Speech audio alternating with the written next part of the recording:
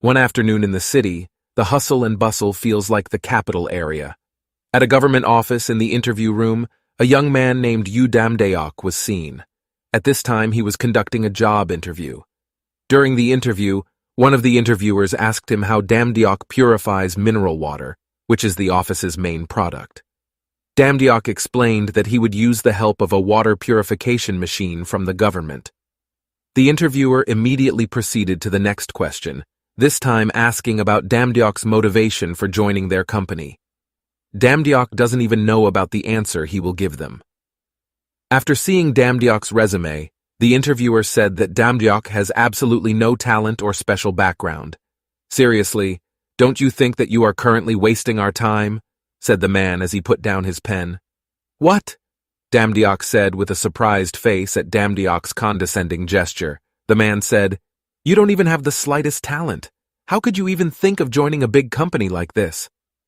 Damdeok also questioned the reason they didn't include more specific criteria in their recruitment announcement. The interviewers then explained that the reason for not including the criteria was because the law did not allow them to discriminate against job candidates who did not have talent. "That damn talent again," Damdeok said while clenching his fist. After something called dungeon was known to appear in this world, superpowers began to appear in humans. They call this as talent. With talents, the human world can develop even further. Some people say, if talent is a gift to mankind. At first, Damdeok also thought like that, until finally Damdeok realized that he didn't have any talent. Then the interviewer said the main purpose of their company is to make a profit for them. A talentless person like Damdeok is of no use to them. They also said that Damdeok at least has a sense of shame for not having talent and registering at their company. While sighing, Damdeok said, "You know that what you just said is discrimination against people without talent, right?" "What do you mean?" "Don't be rude," said one of the interviewers with a panicked face, which then changed to an annoyed face. Damdeok said, "Then what about you? Haven't you gone too far?" They questioned about where the mistake they made. They also explained that they were fed up with talentless people like Damdeok. They even told Damdeok that being someone without talent wouldn't make him a superhero. They also warned Damdeok not to make a fuss because Damdeok is nobody. "Is wanting to be treated like a human a bad thing?" Damdeok said. Damdeok also asked them to immediately apologize to him. "Shouldn't you be the one apologizing for wasting our precious time?" said the interviewer. "So you don't want to apologize?" Damdeok said, while getting up from his seat while showing the audio recorder in his hand, and to say that all the conversations earlier had been recorded by him. He shows a tool which is a voice recorder. "You have blatantly discriminated against me, and you have also admitted to issuing job vacancies with false information," Damdeok said. "I was just joking to break the ice," said the man with a panicked face. Without further ado, Damdeok immediately left the place. The interviewers panicked. It's unbelievable, and they started apologizing to Damdeok. "Let's see if you can say something like that in front of the Human Rights Commission." With a cold face, he said, "Yes, what I don't have is talent, not pride." After leaving the office, Damdeok had also sent audio evidence of the conversation during the interview earlier. Talent is a gift to mankind. Damn, what kind of a gift? Damdeok with an annoyed face cursed in an emotional state. Not only that, Damdeok's emotions were exacerbated after he stepped on chewing gum on the street. Not long after that, Damdeok's body was doused by water that accidentally hit him, so his body was drenched. Later that evening in a city corner, basement floor of a small apartment, Damdeok enters and finds that someone has urinated on his window. He then cleaned it up because Karen had peed in his room. Damn drunk man. Damdeok makes a phone call with his mother. His mother is currently lying in the hospital. "You must be tired after working to replace me, and if only your uncle pays the debt," his mother said sadly. "Don't talk about that bastard," Damdeok said with an annoyed face. His mother advises Damdeok not to say that because even then that person is still his uncle. Damdeok explains that if his uncle really intends to pay, he definitely won't run abroad and apologize because he snapped at his mother. He also tells his mother not to worry about his hospital bills, reasoning that he is an educated person with a good resume, so it shouldn't be difficult for him to find a job. Then, with an exhausted face, he decided to start walking out, try to breathe fresh air. Only this one can make me comfortable, Damdiok said while lighting his cigarette. But not long after he lit the match, it started to rain heavily. Damn, at least let me smoke. I have done my best more than anyone else, Damdiok said with emotion. Why do you keep bothering me? What do you really want from me? At that time, Damdiok no longer cared about the presence or absence of a god. While kneeling in the pouring rain, Damdiok said, I don't want to live like this. It's not my fault. Someone has to be responsible for all this shit. Anger after anger he continued to throw at the gods. Then in the sky, there was a very thunderous thunder, accompanied by heavy rain. Damdiok kept saying, swearing towards the sky while holding up his middle finger. Suddenly lightning hit Damdiok, who was standing while swearing at the sky. In his mind, Damdiok said, am I going to die? I never thought that I would die like this. But what will happen to my mother when I die? Then Damdiok started to wake up from his faint. Am I still alive? Then in the sky appeared a system that said, hiring. With a surprised face, Damdiok said, what is this? The system window then says the gods are waiting for you. Then while in his room, Damdiok kept wondering about the whereabouts of the gods. The reason he asked that was because while he was making fun of a god, he was suddenly struck by lightning. Then Damdiok thinks that the lightning strike is a punishment from the sky. What makes him surprised is that when humans are struck by lightning, usually they will die. But he felt that his body was completely unharmed. Finally, he found the difference between himself and other humans. The difference was the window system that appeared above his head. Is that something like the status window that people with talent see? Lest lightning is a talent. How do I test it? Then Damdiok spontaneously mentions the status window. After waiting for a while, but there is no change whatsoever with the status window. I knew it. Then what is that thing? Why does the message look like a recruitment for part-time workers? He said with an annoyed face. As soon as Damdiok said that, the status window suddenly changed. What? So this is a part-time recruitment? While chuckling, Damdiok said, even in the real world I can only work part-time, so I guess this is my fate. But after that he tried to stay positive. He felt that it would cost him nothing, and he would bring it up with a chance. Damdiok immediately checked the list on the time of the gods in the status window. Damdiok sees that there are many categories of part-time jobs. When you touch a button, the system also blocks access and says that Damdiok's divine power is not enough. What is divine power? He said with a confused face. The system explained that divine power was a kind of energy used by gods. Of course I don't have that talent. I don't have it, he said with an annoyed face. Then he thought that job. It seemed harmless to him. He thought the job could be a turning point in his life, and he felt that it couldn't hurt to try a worker posting in the time of the gods. According to him, it is the same as with job search applications in general. After that, he saw a job that did not require this divine power. Let's see what he said while pressing the status window. It was written that the advertiser needed workers at the time to make a dungeon. Advertiser named Thor, divine power is not needed. Careers are devoted to beginners. A special detail is that dungeon creation on Earth does not require any skills. It is enough just to work hard and have determination. Even the lowest caste gods are allowed to participate, and the wages are 12 Thor and are paid daily. Message from the advertiser, Loki's men are prohibited from participating, and isn't that a place what monsters and created by the gods? Can I trust this information? He said with a curious face. So the payoff is 12. Is this the currency of the gods? Can it be exchanged to human currency? Then Damdiok took the job. If this money is used by gods, it should have a high-level right. It never hurts to try, he said while pressing the accept button. In the world of gods, where gods live. Where is this? What happened? I never saw this place. Am I dreaming? He said with a confused face. Suddenly a monster attacked him from behind, but the monster mysteriously stopped attacking him. Seen there is a creature with a large body that said, Boy, be a good boy. New worker, nice to meet you. I am the son of Odin, god of thunder Thor. While holding Damdiok's shoulder, Thor said, Yes, I'm sure you already know me because I'm very famous. Then Thor also invited Damdiok to discuss work problems elsewhere. gigantic body with thick mustache. While looking at Thor's hammer at that time, Damdiok keeps wondering, is Thori really real from your appearance? You seem like a god, Zia. Thor said. Does he think of me as a god? Damdiok said.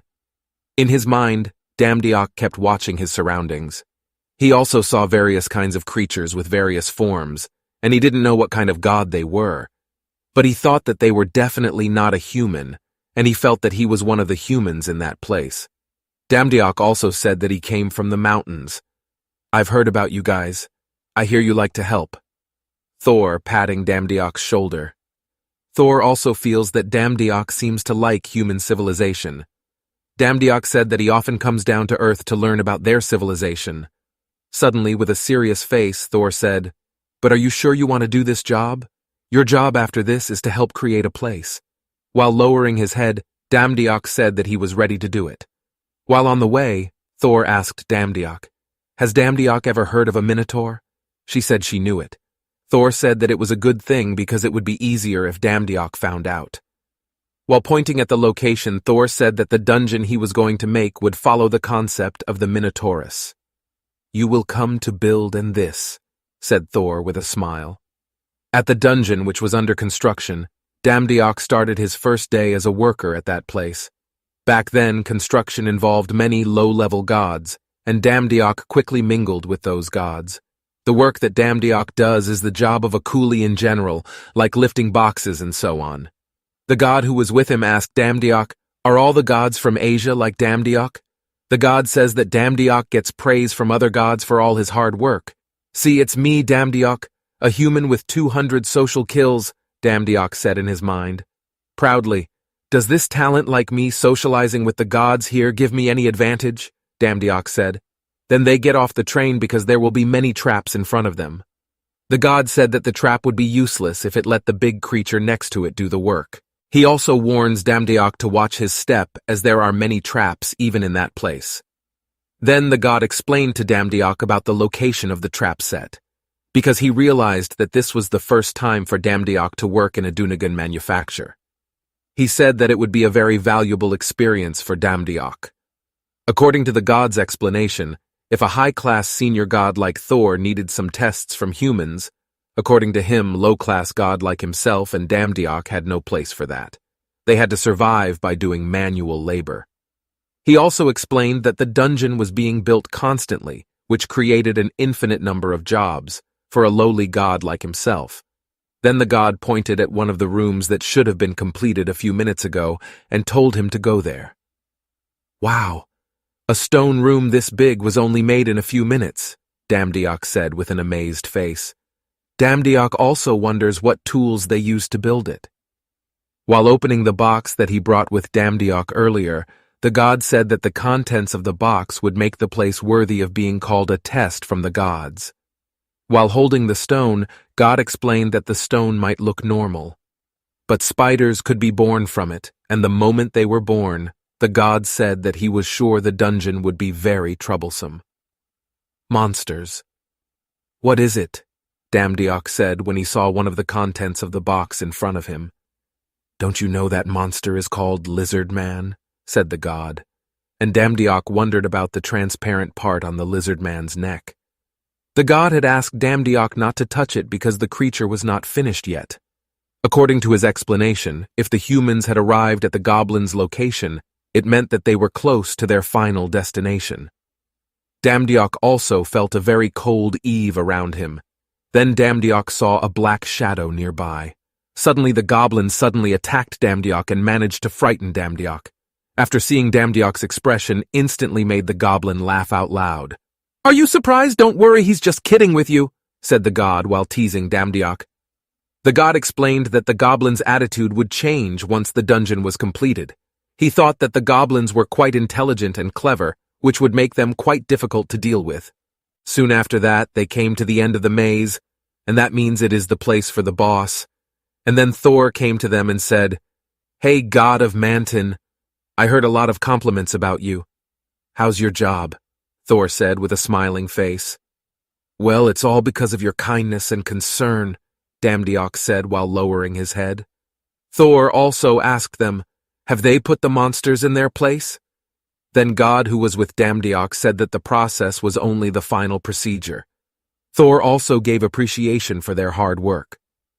Then, should we send the lower-class gods home after work? Said Thor as he pointed his hammer at Damdiok. With a panicked face, Damdiok also said, Wait a minute, what's wrong with the hammer? Good job, God of Mountain, give me a suggestion about an Asian concept dungeon in the next meeting, said Thor while swinging his hammer at Damdiok. Goodbye! Damdiok screamed after he was hit by a hammer. Then Damdiok went back to his room. Damn, that was a wild way to send people who have finished work. I thought he would punish me because I lied about becoming a god, Damdiok said, lying on the floor of his room. After going through all that, Damdiok thought that he finally realized that the strange thing he was experiencing was not a dream or a delusion, and finally Damdiok found out that he experienced the real awakening. Yes, finally, I became awakened. Then the window system notifies that the salary from Damdiok's part-time job has been successfully transferred. Then shall we see, Damdiok said. The system also starts loading the god shop, or what is known as the figures of the gods. What the hell is all this? Damdiok said with a surprised face. It turns out that the figures of the gods sell various equipment needed by the gods, just like shopping malls in the human world. In that store there are also the best quality weapons such as spears a la mighty god. Odin is the god's spear that never misses the target. Then there is the lion armor, an armor that can withstand all physical forces, and there is also an item called Freya's necklace that can make its user explore dimensions. In the shop menu of the gods, there are also various kinds of skills used by high-class gods, such as the power of lightning, which is usually used by Thor. The power of destruction commonly used by the god Ares. After seeing it, Damdiok also said, What if I could buy all of this? Damdiok starts to daydream when he buys all these rare items, so he will become a god with a human body. With a face full of enthusiasm, Damdiok also said, My life will change from now on. But a few moments later the system informed me that Damdiok's divine money was not enough. He thinks that the cheapest god skill is in the 70,000 Thor range, but Damdiok feels that the price is too high for him. What can I buy with this while looking at the contents of God's shop? Then Damdiok is shocked when he sees the menu in the shop. Do they also sell talent? So what I have to do now is to buy it, instead of the more important price, after seeing the price of the double-slash skill, which is only priced at 12. Stores makes him quite surprised, and wonders why they sell a skill at such a low price. It turns out when looking at the conversation column in the store that sells it, Damdiok finally knows the reason why talent prices can be sold at very cheap prices. Because nobody bought it. Oh, here comes the talent of Sword SS, the reason and for choosing sword skills. Because when he was little, Damdiok really liked playing with swords. No need to think about Gaskin, Damdiok said while pressing the buy button. Then the system says you have successfully bought Talent of Sport SS, and Damdiok received a power aura. After purchasing the talent, with enthusiasm, congratulations, you have successfully purchased your first item. Today we are holding a buy one get one special. Therefore we will give prizes in the same class as the items you have purchased, said the system. After Damdiok bought the skill, while pouring sun water, Damdiok also said one more double S class. Gosh, this is amazing. Then Damdiok also chose a talent called Talent of Combat Grade. Now I can use both of them, Damdiok said while excited. But suddenly Damdiok's whole body went limp and he was lying on the floor. The system says that Damdiok's whole body is in the process of strengthening to match the talent he just bought. System also increases lung capacity and the strength of its muscles. Then when Damdiok's body was processing the talent he had just bought, suddenly he imagined the figure of his mother saying, Damdiok, I'm sorry, mother, because you already have an incompetent mother, so you are suffering like this, said the reflection of his mother. I told Mom, don't say like that, it's okay, now I have talent. Wait for me, Damdiok said. How could you have a talent like that? Said his mother in his dream. Because of that bad dream, Damdiok immediately woke up with a confused face. Damn, my head hurts. Since when did I fall asleep? I think I saw Mother in my dream. Wait, was it just a dream? After that, the system window began to appear.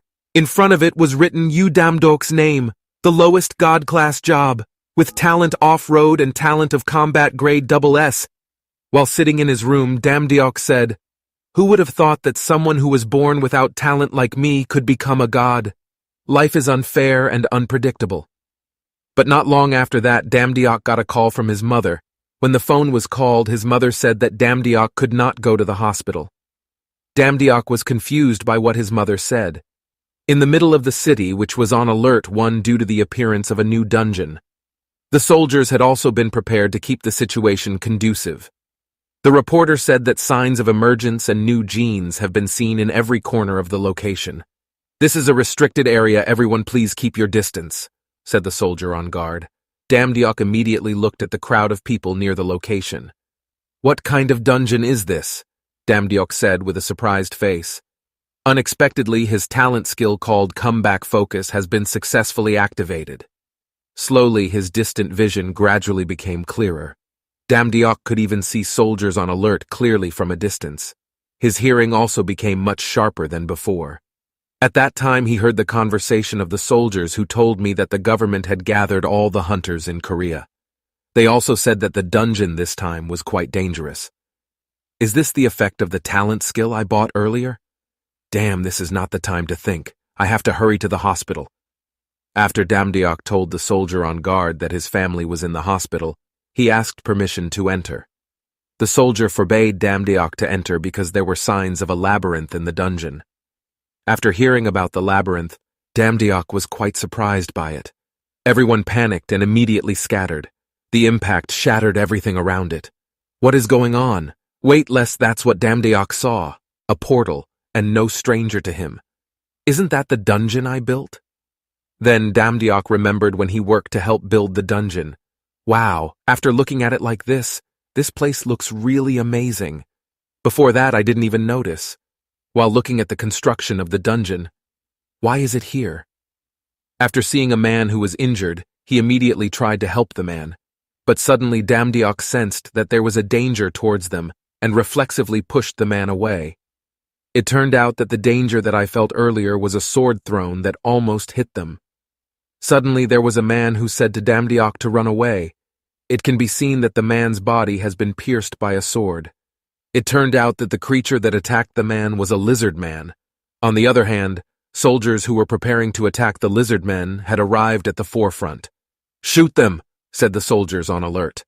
"Hey, there are people here," Damdeok said while hiding. But Damdeok is not completely safe. From afar, a lizard man was trying to attack him. When the lizard man throws his weapon, Damdeok unconsciously activates his skill called Combed, with the focus comeback skill already active. Damdeok accidentally caught the lizard man's sword with his hand. "What did I catch just now?" "What is this?" Damdeok said with a panicked face. The soldiers who saw this shouted at him from a distance. "Hold on! Hold your fire! There are civilians over there! Is that a hunter?" "Even so, but he lunged at the lizard man unarmed," said one of the soldiers with a panicked face. In his mind, Damdeok also said, "Previously, I lunged at him because I was angry, but what should I do now?" When Damdeok was confused, Lizard Man suddenly attacked him from behind. "Damn, I'm sorry," Damdeok said with a panicked face, and again accidentally his focus comeback skill was activated. Damdeok also easily dodged the sword swings at very close range. The Lizard Man didn't give up easily either. The creature launched its attack again. "Is this a skill called Comeback Focus? I feel like I've had a dozen cups of coffee. I can see all of his attacks very clearly," Damdeok said while dodging the Lizard Man's attacks. "All right then," Damdeok immediately counterattacked. Lizard Man tried to attack. He immediately activated his double S talent called Talent of Combat.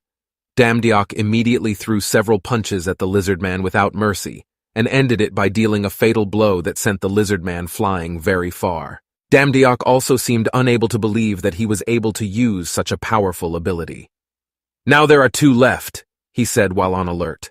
The Lizard Man immediately launched an attack at him, but was easily dodged by Damdeok. After turning around, Damdeok immediately hit the Lizard Man's head with his kick. But there was still one more Lizard Man that he had yet to finish off. Quickly, the Lizard Man managed to get close to Damdeok. The creature quickly swung its sword to finish Damdeok. Of course, it won't be that easy because Damdeok manages to avoid his attacks and jumps up. While maneuvering over the Lizard Man, and Damdiok managed to end the fight by hitting the head of the lizard man with his foot. "It's hard to believe that guy managed to defeat a lizard man with his bare hands," said the soldier who had been watching Damdiok's fight. Suddenly a man appeared from behind the soldier. "You over there, which guild are you from? You are a newcomer, but your ability is not bad," said the man. The man also introduced himself to Damdiok. He came from the Sangun Guild. Namgungdo UK is the head of Digwid Sangun. Then the guild leader asked Damdiok, "Is Damdiok a hunter?" According to him, if a hunter joined a certain guild, it would be impossible to come alone to a dungeon. Then Namgungdo UK invites Damdiok to join him in completing the mission. Damdiok was surprised by the invitation from Namgungdo UK. "It's true, I'm not an ordinary person. Right now the monsters will keep coming out, and if we don't stop it now, then what drives his courage is his determination to protect his mother, who is currently being treated in a hospital close to the dungeon location." "All right, I'll come with you. Let's go," Damdiok said excitedly. In the dungeon, they are seen to be entering a dark alley. At that time, Damdiok felt relieved because he already knew the ins and outs of that place. That's because Damdiok had passed the place hundreds of times when he worked for the god Thor. Then Damdiok asked the leader of the guide to stop his way, and the guild leader asked why Damdiok stopped him. "From now on, I will lead the way," Damdiok said with a serious face. "How dare you hear that hunter without affiliation? I don't know where you're from, but we have a chain of command, get it," said one of the guild members to Damdiok. Then Damdiok explains the reason he stopped the guild leader's path because there are many traps in the area. While laughing, the guild leader said, "Thanks for taking the initiative, but I'm sure the sweeping team from our guild has already secured the passage." "Really?" Damdiok said while picking up a rock. Then Damdiok immediately threw the rock he had just taken to the front, and bomb! The stone was instantly crushed with a trap that shot out from underground. "I'm sure the sweeping team from your guild didn't go down this route," Damdiok said. Everyone looked quite surprised by the many traps in that place. Then Damdiok started explaining the types of traps that exist in that area. According to his explanation, the device activated upon receiving the slightest pressure, and the spears that appeared just now were made of a special metal alloy, and that meant they were able to rip a large part of Jira's armor like paper. According to Damdiok, the trap looks simple but much more deadly than they thought. "Why do you know this?" said the guild leader curiously. "Ah, that's right. If I tell them that I helped make this dungeon, then they will surely kill me." "Can you consider it a business secret?" Damdiok said with a panicked face. Then they started to continue their journey without anyone getting hurt at all. Damdiok took a torch that was on the side of the hall, and he said that the situation was getting dangerous while holding the torch in his hand, and Damdiok started to lead his way. "Everyone, I hope you guys have prepared yourself," Damdiok said. Then you see a door with a spider logo in front of them. "Die, you annoying spider. Ah, damn, the blood splattered on the shoes," said the man with annoyance. "Hey, at this rate, won't we get toasted? Did you sleep during the briefing earlier? All these cobwebs serve as both web and trap, they are, and we should burn them." At that time they were wondering, can Damdiok's words really be trusted? They even had doubts about Damdiok, and thought that Damdiok was a spy from another guild who infiltrated to disrupt their guild's attack operations. "Hey, I can hear everyone too, you know," Damdiok said with an annoyed face while looking around. In his mind, Damdiok said that that place is where he put the box containing the spider eggs. "I know all their hiding places, but I don't have to work so hard. This time I'll just burn them," Damdiok said while holding the match. "This nest is quite dense. Let's burn this immediately and continue our journey." Then Damdiok started to activate his focus comeback skill. At that time, he heard behind the wall someone asking for help. Damdiok spontaneously immediately stopped those who were going to burn the nest. "Wait, we can't use fire, there's someone nearby," Damdiok said with a serious face. You can see the guild leader ordering his members to save the people behind the wall. The chief also ordered to use a defensive formation while inside. They did that because they didn't know the situation of the people inside, and he also prohibited attacks of any kind. Then when the chairman glanced at Damdiok, he said that he didn't know what method Damdiok would use. However, because Damdiok knew all the trap locations, he sent a support team to follow Damdiok's orders. "Chairman wants me to lead?" I have absolutely no experience in leadership, Damdiok said. Then it was seen that there was someone who looked more striking than the other members. Suddenly, the person approached Damdiok and said, Damdiok, thanks to your help, we can all pass through this area without any problem. Please lead us one more time. After hearing this, Damdiok said, Please cooperate. But to be honest, that person said that Damdiok didn't need to worry about his duties because according to him, Damdiok only needed to tell the location of the people trapped inside and let the support team take care of the rest. Damdiok also asked if that would make things easier. The person replied that it was quite helpful. Then the person asked if Damdiok had a weapon and explained that he had never used a weapon at all. Then that person suggested Damdiok to use a sword for Damdiok's weaponry in the future. After that, the person said goodbye to Damdiok. That person just said whatever he wanted and just left, Damdiok said in his mind. But there was something stuck in his mind at that time. He wondered how did that person know his name then, without realizing that person had disappeared from Damdiok's sight. In the spider's nest, when they are inside, they feel that the atmosphere is very quiet. That creature is above us, Damdiok said while looking at the ceiling. How come they can be that big? Said the guild leader.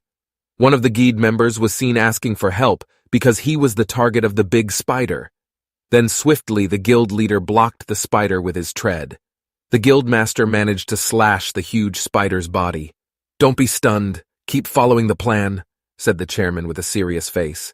The chairman also ordered his members to stay on the defensive and be careful of the poison, and Damdiok ordered the support team to follow him. Damdiok started to use his skill to check the area in front of him. They are all there, Damdiok said while shouting. They immediately headed for the survivors, who was then trapped in a spider's web. Are you okay? Hang on, said one of the guild members who was carrying his friend. But unfortunately, the spiders in large numbers began to approach them. I know a safe location, quickly follow me, Damdiok said. When he saw Damdiok, the guild leader thought that at first he really doubted Damdiok. Then quickly the guide leader confronted the big spider that was trying to attack him earlier. He knew the structure and location of this dungeon. He also knew the location of the victims being held captive. I've never heard of anyone who can do all that, said the guild master in his mind. On the other hand, still directing guild members to look for the person being held captive.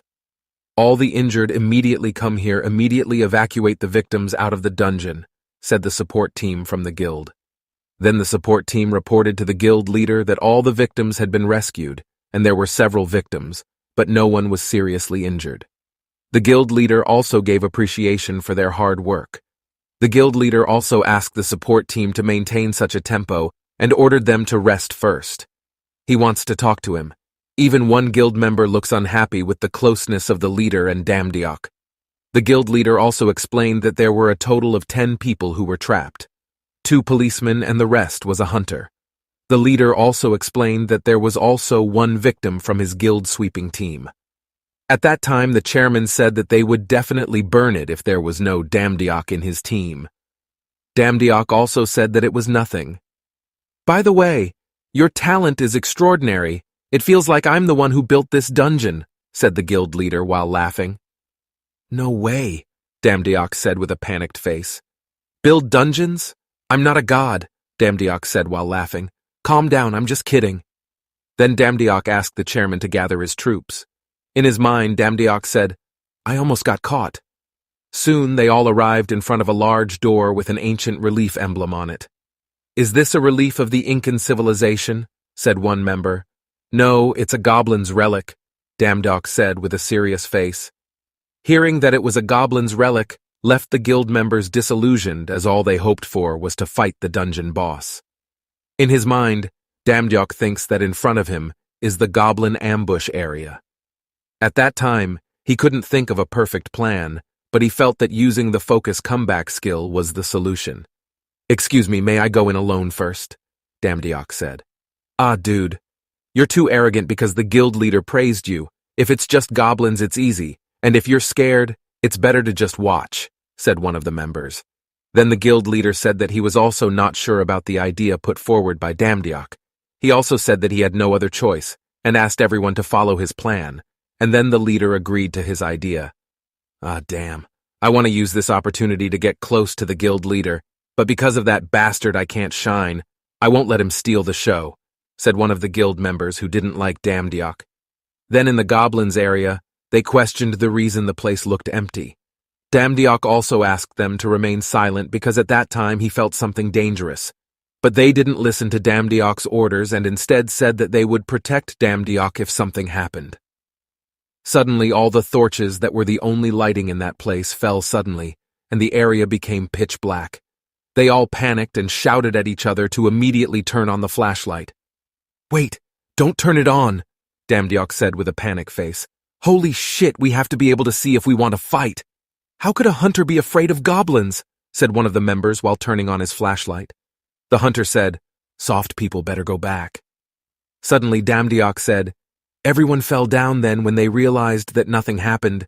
One of the guild members said, It turns out there was nothing. I was scared for no reason." "Hey, you in front. Why are you silent?" Suddenly, when the hunter in front of him turned around, it turned out that his chest had been hit by several arrows, and not long after that, thousands of arrows hit. The hunter died instantly after receiving quite a number of arrow attacks. Immediately, the atmosphere turned tense. They were all confused and started to panic. "Don't move forward at all," said the chairman while shouting. They immediately stopped their steps according to the order of the chairman. Just then, the chairman asks Damdiok about the reason Damdiok asked them to turn off the flashlight. Damdiok confirms this, and he explains that the goblins will attack the area where there is light around it. Then the chairman asks why the goblins don't attack his team when they enter his room. With a serious face, Damdiok said that the goblins are playing with their prey, and the goblins want to see the fear of humans when they are in the dark. The chairman also said that his team couldn't attack if they couldn't see around. Then Damdiok suggests to attack the goblins without seeing them. The chairman asked if such a thing was possible to do. Damdiok tells the elders to trust him. Then Damdiok started walking past all the guild members who were bowing their heads. "I know you all are nervous and can't see anything right now. Before I say okay, please don't make any sound or movement." Damdiok said then he started concentrating on using his skills. Not long after that, Damdiok managed to activate a skill called Combat Focus, and it turned out that the goblins were hiding around them all and were getting ready to give a surprise attack. "Quickly, and to start using his fighting skills, you can already turn on the flashlight and move," Damdiok said while holding a goblin. "No way. What talent did he have? What kind of trick did he use? If only I had more time, I could do all this. He always gets in my way." Then the chairman praised Damdiok by saying that Damdiok was an extraordinary hunter, because in his entire life the chairman had never seen a hunter like Damdiok. He said that he was just lucky, and he asked to immediately continue his journey. In his mind, and to not expect himself to be able to fight like that. Not long after that, they arrived at a place that was familiar to Damdiok, and that place was the end of the labyrinth in the dungeon. Opening the door from the boss room, "I can't see anything in this place." "Is he hiding?" said the guild leader while looking around. "No, he is in front of us," Damdiok said with a serious face.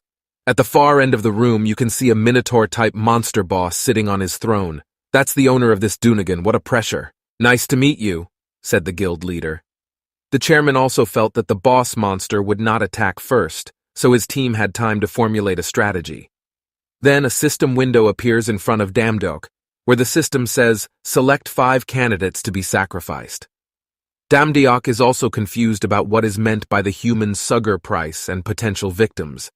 He felt that the information provided by the system could only be seen by him, and he decided to give that information to the guild leader to make their battle easier.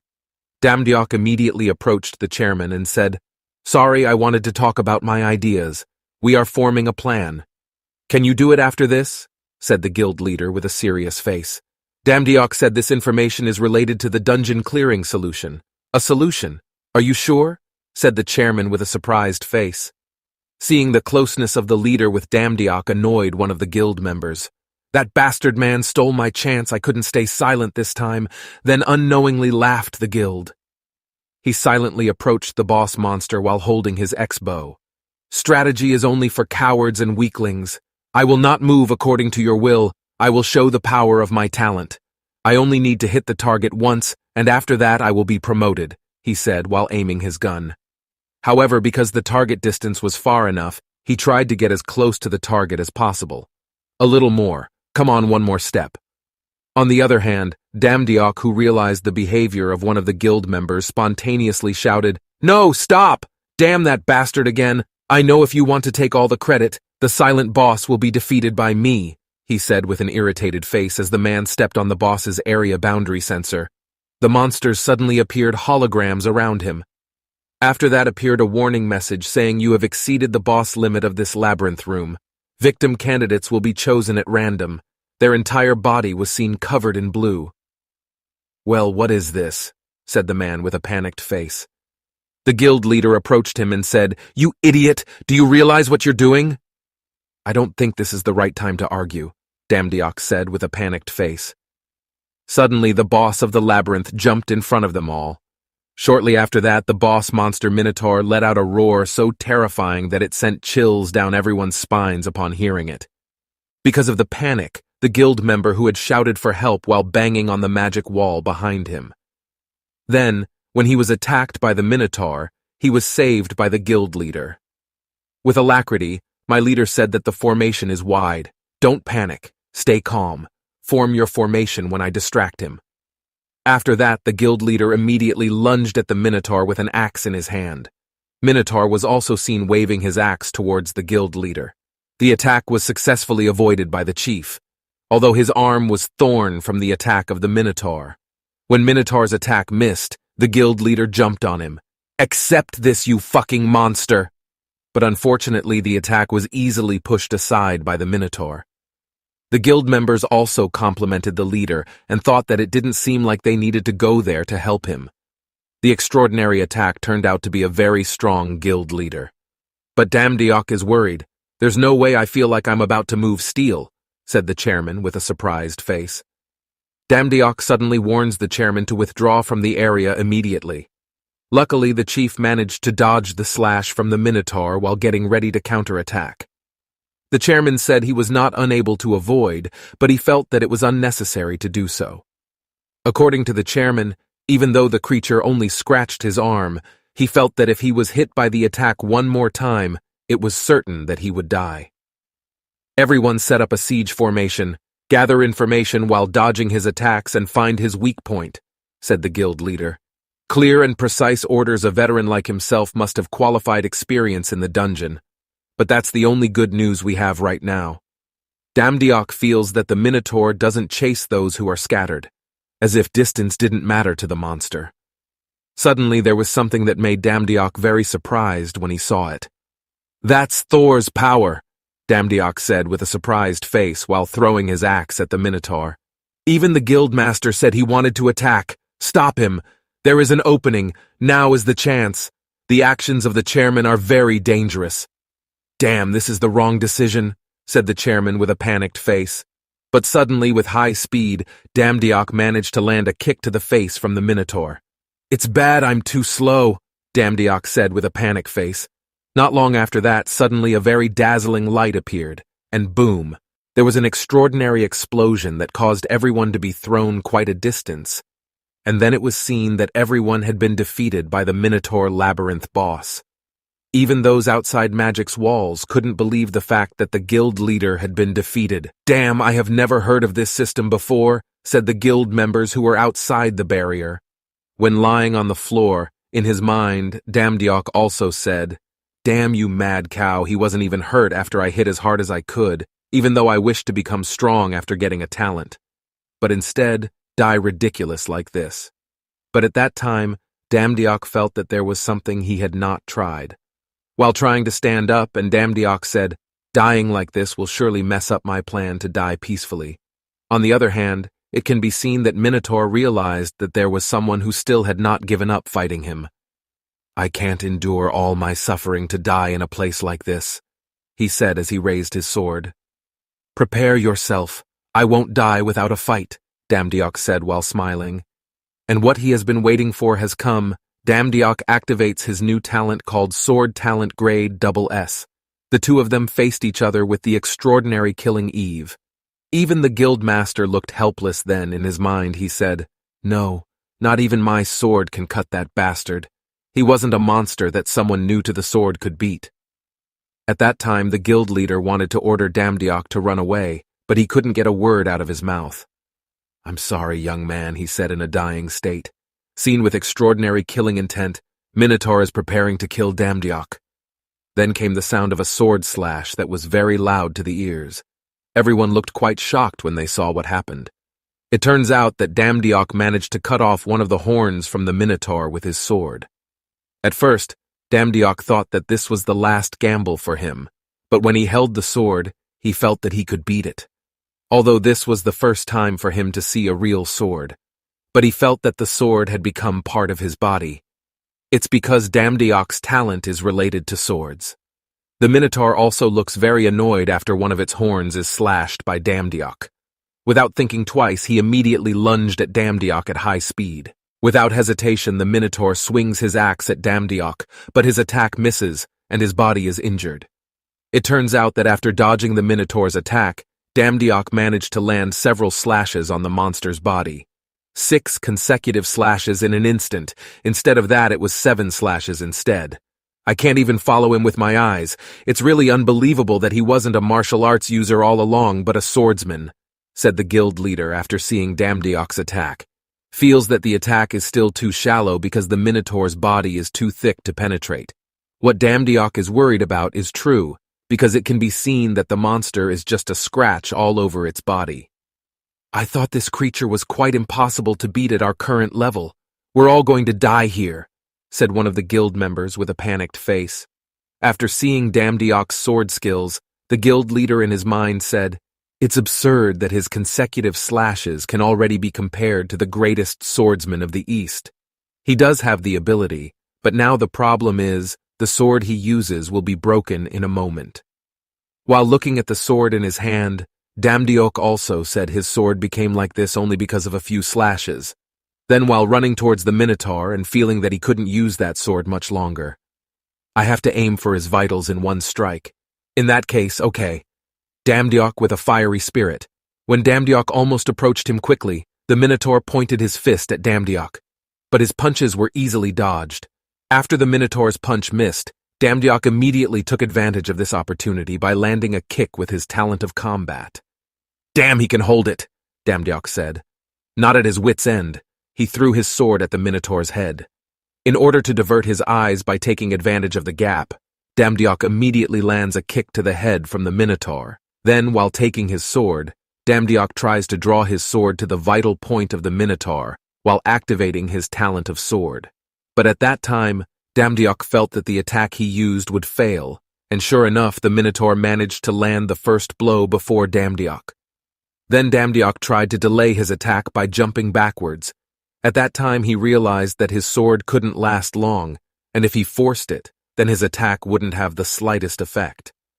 While watching the Minotaur and saying the next strike would be my last chance, if only I could open a gap.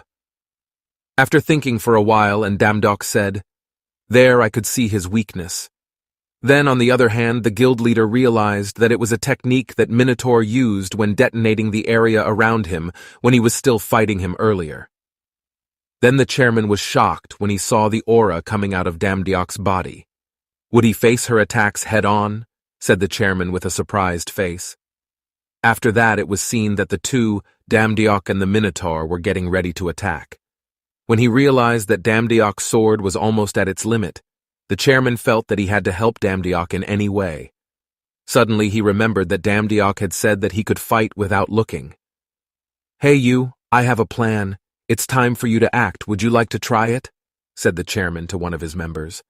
On the other hand, it can be seen that Damdiok is getting ready to attack the Minotaur. "This is the last chance I have to hit his vital points in this attack," Damdiok said. Then Damdiok immediately ran towards the Minotaur at high speed. At that time, the Minotaur was already ready by swinging his axe. Their distance was getting closer, and they were both trying to land an attack. Then Damdiok also managed to slash his sword to the left side of the Minotaur, which attack managed to injure him, but unfortunately the sword he used was destroyed after landing the last attack earlier. The Minotaur didn't want to waste his time as he seemed to be trying to kill Damdiok. Damn, it's all over. This is the end for you, mad cow, Damdiok said while holding a sword that was thrown by one of the guild members. Beat him, rookie, said the helpful guild member. On the other hand, Damdiok is seen aiming his sword at the abdomen of the Minotaur. Meanwhile, outside the dungeon, everyone is seen waiting for their return. It's been 5 hours since the monsters haven't come out of the dungeon. Shortly after that, they were seen walking out of the dungeon while carrying the chairman. There's a light there. Finally, we can get out. Then Damdiok asked the chairman, how does the chairman know if he can catch a sword thrown from a long distance? The chairman also said that he remembered when Damdiok said that he could fight without looking. Because of that, the chairman also felt that there was a possibility that Damdiok could catch the thrown sword without seeing it, and the chairman only bet on that. I almost died if you don't help me. But still, we all survived thanks to you, Damdiok said while smiling. It's not thanks to you that we can all be saved, said the chairman to Damdiok. Then the chairman said to Damdiok that everyone was waiting for him, according to the chairman as the #1 contributor in solving the dungeon this time. Damdiok was the one who had to make a statement to everyone. With a confused face, and Damdiok said, I'm the #1 contributor. In his mind, Damdiok also remembered when he was always belittled and looked down upon by others because he had no talent. It's true right now, the me now is not the old me anymore, Damdiok said in his mind. After that, he began to raise his hands accompanied by cheers from everyone who had been waiting for him, in the hospital where his mother was treated. Thank God that Mom is okay, Damdiok said while looking at his mother. Then Damdiok heard the news saying that they were interviewing the most meritorious contributors when clearing the dungeon in the city center. At that time, Damdiok was asked various questions, one of which was a question about the procedure used by Damdiok. The reporters even asked him what method and was used in completing and so fast. They also asked which division Damdiok came from to the question about the 2 skills he had mastered, namely sword and fighting skills. Damdiok said that the division is not important to him. According to him, there are some difficult situations, but all that he does is to protect the people he cares about. The reporter also asked why Damdiok thought that guilds and divisions were not important. The reporter said that currently, the Hunter Union's arrogant attitude had become a matter of debate. The reporter also tried to ascertain whether Damdiok's statement was meant to criticize Hunter Union Global. It's a shame I can't watch it anymore, Damdiok said while turning off the television. Then Damdiok looked at his cell phone. There was a photo of him fighting the lizard man spread on social media. Since when did they take this photo? They even took it in the middle of the chaos. The reporters were so scary. Then suddenly a notification popped up from the status window saying, You Damdiok, the lowest god grade has gained fame, divine power increased to 1,000.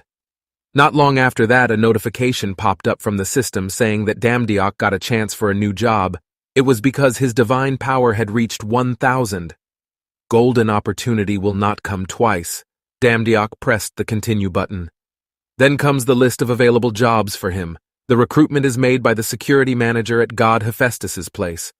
Owner of a great job. The minimum qualification is 1,000 divine power or more entry-level experience requirements. Attention. There may be difficulty in using the security manager's body language. It doesn't look too complicated, due to exhaustion from the dungeon earlier. Damdiok also thinks to go home and rest first. But suddenly the system announced that there were already 3 gods registering, and that was the last chance. What? Damdiok said with a surprised face. Can't be so, this easy job will be mine, Damdiok said while pressing the accept button. Then you can see a blue light emanating from one corner of the room in the hospital. Then Damdiok arrives somewhere. Can't they send people in a better way? Damdiok said with an annoyed face. After taking up his newest part-time job and to suddenly teleport to a forging location in the gods' world of the desolated gods. Am I in the right place? Was it the appearance of an extraordinary heat, and she felt like she was in a sauna? With an irritated face, suddenly Hephaestus appeared and said, Are you the new Suthor? Nice to meet you. I'm the god of this placement. Damdiok immediately bowed his body and said, Nice to meet you. I am Damdiok, applicant for the job position as security manager. Is that like a human handshake? Said the god while laughing. and to think that he would die if he heard what he said earlier. He felt that he should have kept quiet from the start. The god in front of Damdiok is called the god, nicknamed the god of blacksmiths. While laughing, he said as the god of mountain preached, "Your love for humans makes you fight in Thor's dungeon without fear, right? No wonder the angry Thor likes you. You have guts."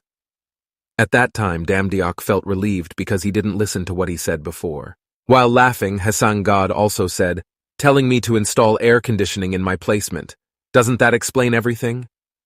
"I'm sorry," he said while bowing. "I've had enough of the introduction." The Dews also asked Damdiok to meet with his subordinates. The way to call him was quite strange. The god blew a trumpet which produced a very loud sound. Soon, several dwarfs were seen rushing towards the location after he blew his horn. "He's the god who will work as the manager for today. Say hello to him." Then his subordinates, the god, also gave greetings to their new manager.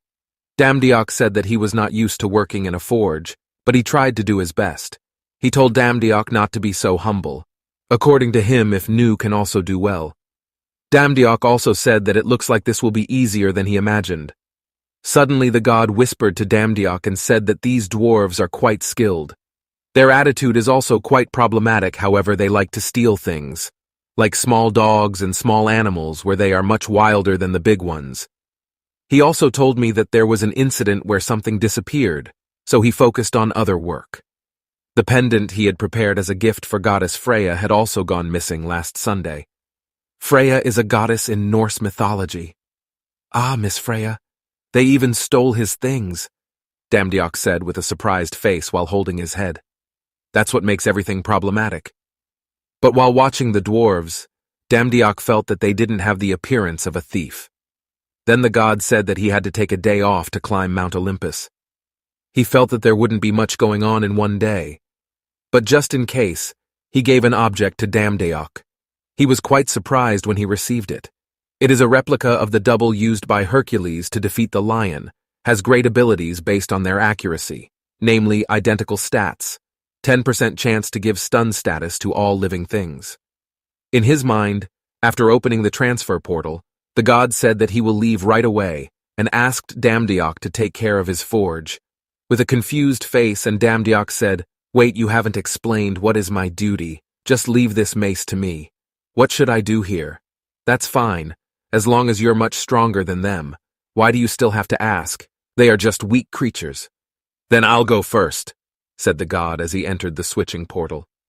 Then, with a smile, with cold sweat, Damdiok said, "Welcome is over, right? Please help." At that moment he also felt the reason the god gave him Hercules' mace was because he knew that this would happen. Then, smiling slyly, the dwarves said, "How about you guys take it easy? I just got a cool weapon. This weapon could have hurt you," he said with a smug face. It didn't take long before it turned out that the dwarves were pointing guns at him instead. "Huh, how come?" Damdiok said with a panicked face. "Goodbye," said the leader of the dwarves.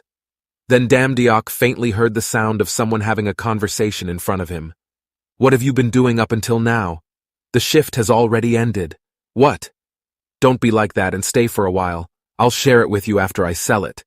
In his mind, Damdiok also said, "Am I still alive?" When he wasn't fully conscious, Damdiok overheard them talking about a necklace that belonged to goddess Freya, which according to them, if it was sold, it could make them very rich. After hearing their conversation made him very annoyed. Damdiok tries to get rid of the rope that binds him. It didn't take long for the dwarves to realize that Damdiok had woken up from his stupor. They didn't expect that Damdiok woke up earlier than they thought, even though they felt they had given a sedative that was strong enough. The dwarves wonder if Damdiok is also a god like their leader. Quietly, while trying to untie the rope, Damdiok said, "You guys have no fear at all. But do you think you guys will be okay after doing this to one of the 12 main gods and goddesses of Olympus in his placement? This is your last chance. Let me go and stop everything before the situation gets worse." While laughing, the dwarves said, "Do you think we'd freak out if you brought up gods? If we were afraid of just that, we wouldn't have started everything from scratch." Not long after that, one of the dwarves reported to them that all valuables had been secured, and the draft also said that they must immediately prepare to flee. Then he said that he would give Damdiok another dose of sedative and follow the others. Who would have thought they would send a stupid bastard as a part-time employee? I didn't think things would be that easy, said the dwarves with a sly smile. Damdiok also said, you guys will regret it. They laughed heartily after hearing Damdiok's words just now. Suddenly, Damdiok took out Herculean mace hammer and smashed it, saying, I told you you will regret it, you bastards. You wouldn't do stupid things just for a little pay, would you? Damdiok, who was hiding at that time, was annoyed by what he said. Damdiok thinks that if he runs away from this place, his reputation will fall. Damdiok imagines what Thor and the gods would say to him if they found out that he joined the Redfish gang. Then Damdiok felt that it could make him unable to do part-time jobs in the future. I can't let that happen. I went through a lot for this ability. With an irritated face, he thought that God would have killed him the moment he saw this forge had been plundered. He thought that his choice was between fighting those bastards or being killed by the god. Damn, I thought this job was easy, but what's going on here? The world is so mean to me, he said with a sad face. Not long after Damdiok came out of hiding and raised his hand as a sign of surrender, the Redfish said that Damdiok had made a wise decision as a god of the lowest level. Damdiok was annoyed after the Redfish kept calling him a low-level god. Soon, Damdiok asked the Redfish, saying, Why did you come this far? What if the gods noticed it? Aren't you supposed to be the partner of a god? Do you think he'll just let you go? He is one of the 12 main gods and goddesses on Olympus, great master craftsman. The god, he will throw you all alive into the fire. Do you know what would happen if he got angry? He would give your bones to Cerberus to make into toys. Are you bastards really not afraid of God's punishment? When Damdiok just finished his sentence, suddenly one of the Redfish's underlings fired his gun, which almost hit Damdiok. With an irritated face, the draft said, Shut up, you bastard! How dare you say that? You don't deserve your forgiveness. I will kill you directly. Seeing that, Redfish immediately stopped his subordinate by saying, Wait, he's so arrogant. I can't just let it go.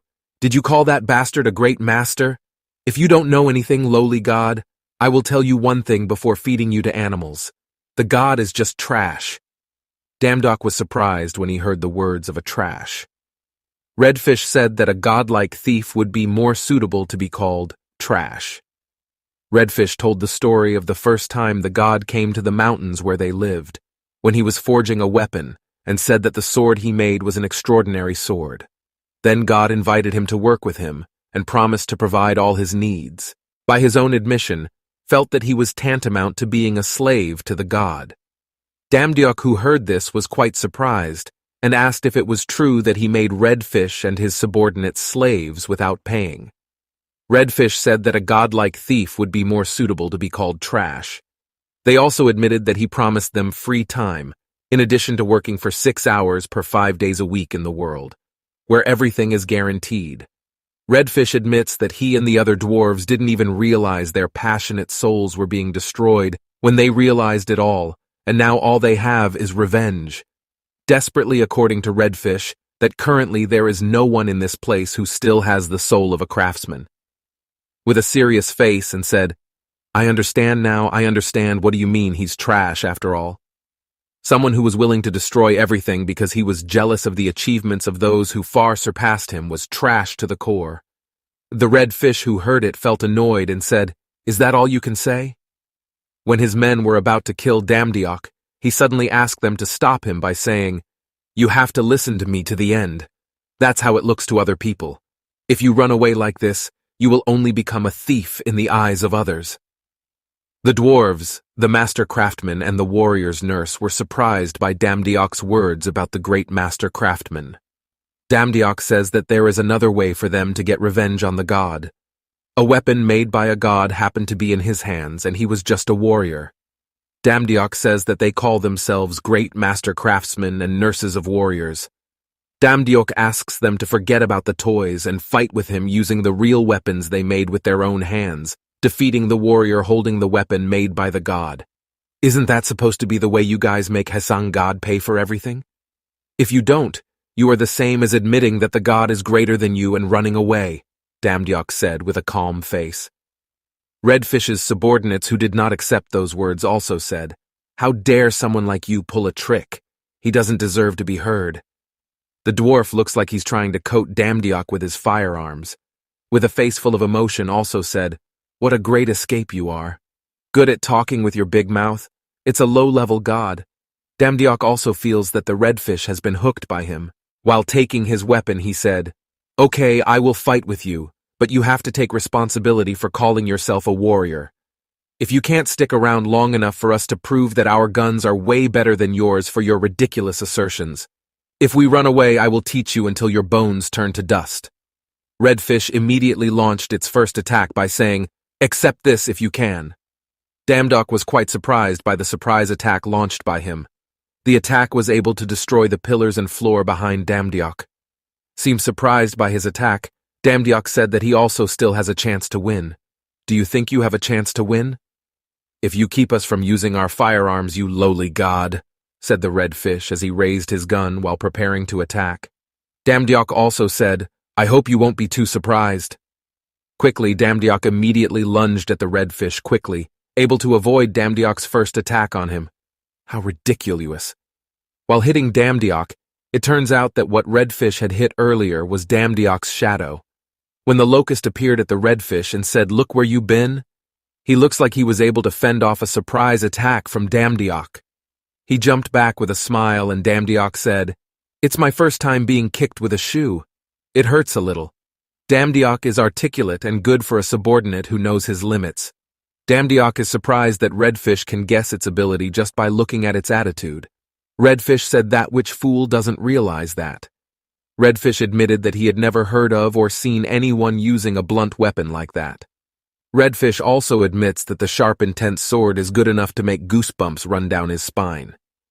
He also felt that it had been a long time since his heart was pounding like that, and according to him, that Damdiok's abilities were definitely on par or exceeded.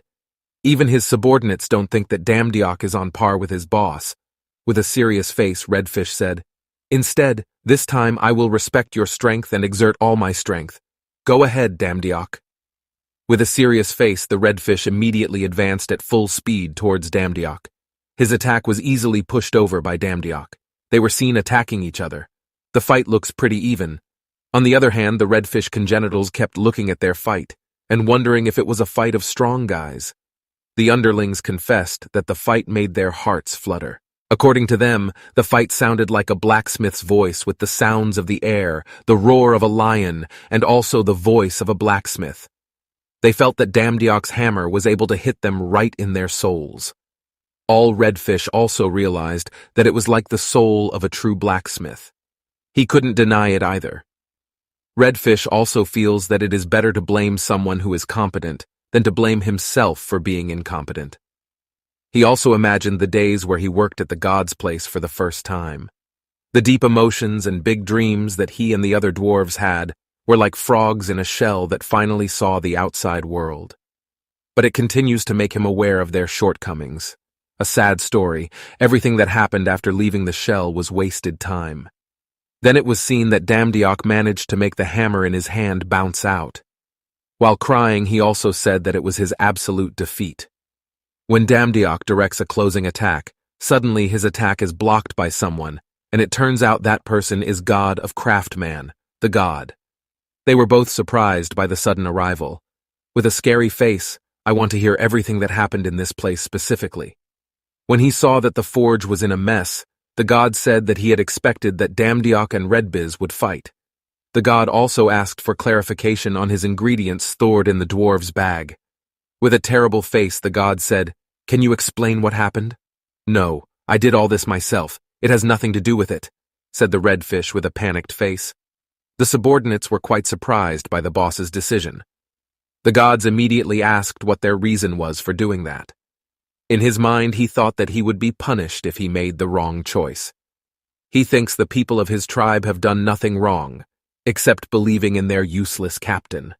While Redfish was giving an explanation, suddenly Damdiok stopped him and said, "Sorry everything got messy. I forced him to do it." "What does it mean?" said Redfish with a surprised face. According to Damdiok's confession that the draft captain only carries out orders from him. God asks Damdiok's reason for doing this even though he trusts him to look after his blacksmith shop. He also asked for an explanation of what really happened. Damdiok told the god to first look at a necklace he found. Surprised to find out what item Damdiok gave him, Damdiok also said that he remembered that the god once told him that he lost the object when he saw it. In his mind, Redfish said unmistakably that the necklace that I gave to my underling guarding him when he said he found it among my underlings. I'm not the only one who will suffer the consequences. It's over. God also asked where Damdiok found the necklace. He continued to admit that he could not find the necklace even though he had searched everywhere, while laughing and saying it was Captain Redpiece who found it for me. I had enough time due to supervisory duties, so I told him to take out all the items in the warehouse and go through them. He was quite small, so after checking carefully from corner to corner, he finally found it. With a face full of suspicion, asked the Redfish, "Is what Damdiok said the true story?" With a panicked face, he laughed, and he didn't care anymore about what happened. He also complimented Damdiok for keeping his workshop well maintained, and even found his necklace. Damdiok said that he was quite flattered by the god's words just now. While smiling, the god said, "Damdiok, you are a good person. Now I understand why Thor could like you." Then the god took the Redfish's hammer. He said that he was worried that the dwarves would lose their motivation and abandon their duties as blacksmiths, but it seemed like he didn't need to worry. He thought that the sound of their clash with the Hercules Club could be heard even from Mount Olympus, but not a single scratch is visible. The god said that the hammer had become a better weapon than before. He also said to Redfish that he was always looking forward to the work of Redfish and the other masters. Besides, he asked the dwarves to continue his good work. They were seen crying after hearing what the god had said, that he had made the right decision when entrusting his duties to Damdiok. He thinks that Damdiok not only takes good care of this place, but Damdiok also helps him to find his lost necklace. Because Damdiok has done a good job beyond his expectations, the god also gives a box as a form of his gratitude to Damdiok. Then in his mind, Damdiok thought that the club was what he would receive as a gift. Then Damdiok was wondering about the object given by the dew to him. In his mind, Damdiok said, "Crazy, this is a special box like one given after completing a S-rank quest. It would be impolite to refuse, so I'll gladly accept it. Thank you." When he opened it, Damdiok was surprised and didn't expect the contents and said, Isn't this a monster? You fool." "Take a closer look," said the god. Damdiok, with a confused face, said, "Isn't this a baby fox? It's cute, but if you give me a monster as a pet, you mean, you don't need it?" said the god while holding the baby fox.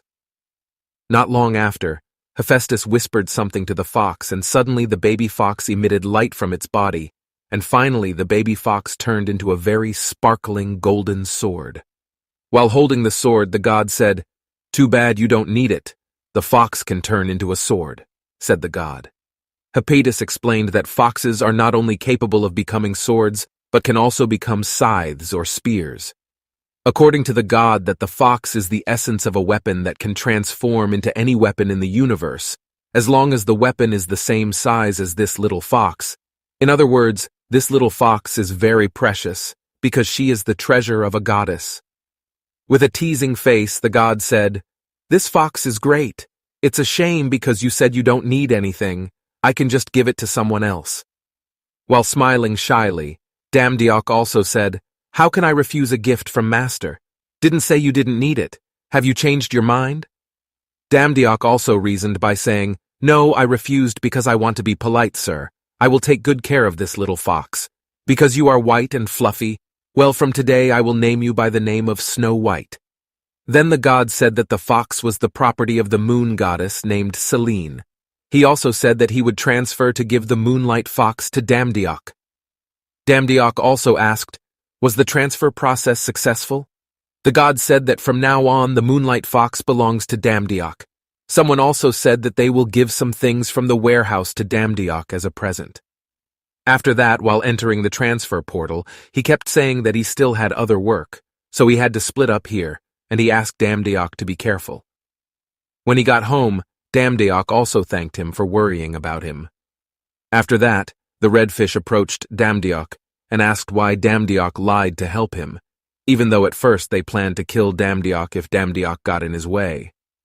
Redfish also asked Damdiok what he meant by the definition of disposable waste. Damdiok thinks that it looks like his old self, and the dwarves ask if similar is the main reason why Damdiok acts like that. Redfish said if Damdiok asked something, he could contact him. Damdiok told Redfish not to worry about it because he didn't ask anything from him.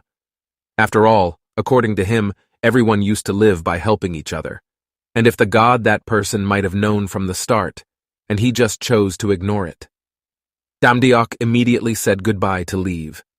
After Damdiok left, the Redfish said while bowing his head, "You Damdiok, on behalf of our tribe, I thank you. Even though our tribe's name has been polluted and cannot be cleaned, I hope one day the stain can be cleaned by repaying your kindness. Once again, thank you." In a city on Earth, at that time, Damdiok was at a place selling special items for hunters, while tidying up the goods he brought from the forge, saying, "Now let's make money." A man called Ji-Bei. Ever since he was young, he has been working in this field as a hunter manager, and just last week he became the general manager of the biggest hunter shopping mall in the country. Ji-Bei thinks that he should throw away his past and start living as an elegant man with other respectable people. According to him, people say that it is a position that determines a person. Even just the matter of a messy tie makes him uncomfortable and feels that he cannot allow himself to make mistakes like that. It was because he was currently in the best position in the country, and his present position had to be handled with great grace. Suddenly someone pissed him off. When he saw Damdiok with an annoyed face, Ji-Bei also said in his mind, "In this holy place that I made, how could a beggar like him come here?" At that time, Damdiok said that he wanted to sell some items. While watching Damdiok, Ji-Bei also said, "Is he even a small hunter pet, and he doesn't have any armor or weapons? I know what this is. It often happens, idiots who consider themselves a hunter and pick up trash from empty dungeons." Then, with a condescending gesture, Ji-Bei welcomes Damdiok to the hunter department. Ji-Bei says that he will be the one to take her. After a while, he explained that in that place was the center of his appraisal. With an annoyed face, Ji-Bei said, "Here, you can leave it to him." Then a man who was in the appraisal section said, "Now I will start checking the items you brought." "Where did you get these items?" said the man. With a surprised face, Damdiok said that he got it from someone he knows. With an irritated face, he said, as expected, "What's the perfunctory stuff? How dare you come to our hunter shop with this cheap stuff?" "Sir, he only brought strange things, didn't he? Tell me." Heard the words just now, the man says, "I have worked here for 40 years, but you are the first to call this stuff perfunctory." All of them were at least of the highest quality, 4-star equipment. After learning the facts about the item that Damdiok brought, in his mind, Ji-Bei also said it's impossible. How can someone get this much high-quality equipment? He is a very great person. Where did he come from? I heard that there are humble people who turn out to be very rich. Then, with a smiling face, he said, "Sir, let me take you to the VIP room." In the VIP room, the man who was in the appraisal section said, "I will first tell you the price. If you sell all of them, you will earn at least 3 billion won. Huh, 3 billion? A bunch of equipment that the god considered trash was worth 3 billion? Damdiok said with a surprised face. The man in the appraisal section also explained that the price was also seen from the quality. According to him, judging from the number of buyers and sellers, there are only a few. Damdiok can even get double the price of 3 billion won. In his mind, Ji-Bei thought that equipment of the highest quality which could be sold at whatever price the seller wanted, since there was not enough supply, was right in front of him. At that time, Ji-Bei didn't care if he had to act like a sycophant. Finally, Ji-Bei decides that he has to get the right to sell it no matter what. Smiling, Ji-Bei said, "If you plan to sell it, dear customer." With a serious face, Damdiok said, "I will sell everything." Hearing that made him think that Damdiok was an angel sent from heaven. With this, Ji-Bei feels that he can be promoted even higher than his current position. But suddenly Damdiok said, "Oh, but I'm not selling it here. I've never seen someone dropping people off by putting their hands in their pockets." And in the end, Ji-Bei was fired from his position as general manager of the hunter department. And damn if he was the first person to lose the highest position he got in just 1 week. Damdiok finally sold all his goods at another shop. When he saw his savings, Damdiok couldn't believe that he had that much savings. "I have money in my savings. How many zeros are there?" he said while crying. Damdiok starts to feel that everyone in the hunter department is shocked by his shabby appearance. The reason he looks shabby is because all day long he has been running around to and fro because he earns a lot of money. He thought of treating himself for working hard, and the next day he would visit his mother to be a dutiful son to his parents. In a hospital ward, "It's been a while since you were last here." "But what's with all these gifts you brought?" said his mother with a surprised face. Then his mother's friend who heard it said, "Gosh, you have to watch TV once in a while on that TV channel." A reporter reported that Yu Dam-deok, who had finished the mess dungeon after being judged by professionals, that he has the best clash of talent in Korea at the moment. But strangely, he didn't join any guild. His mother's friend also said that people are crazy just the way they are, and now Damdiok is a very famous person. His friend said that according to the reporters, Damdiok cleared the dungeon with the talent he had. While smiling, Damdiok said that he didn't finish it alone. Her mother's friend said that Damdiok was very humble and asked Damdiok for autograph before he left. Hearing that his mother said, "My son has talent?" I got it recently. This happened so suddenly I don't know what happened," Damdiok said while smiling. Suddenly he was shocked by the sudden change in his mother's attitude. While crying, his mother said, "I was very happy." Damdiok also tried to calm him while asking why his mother was crying.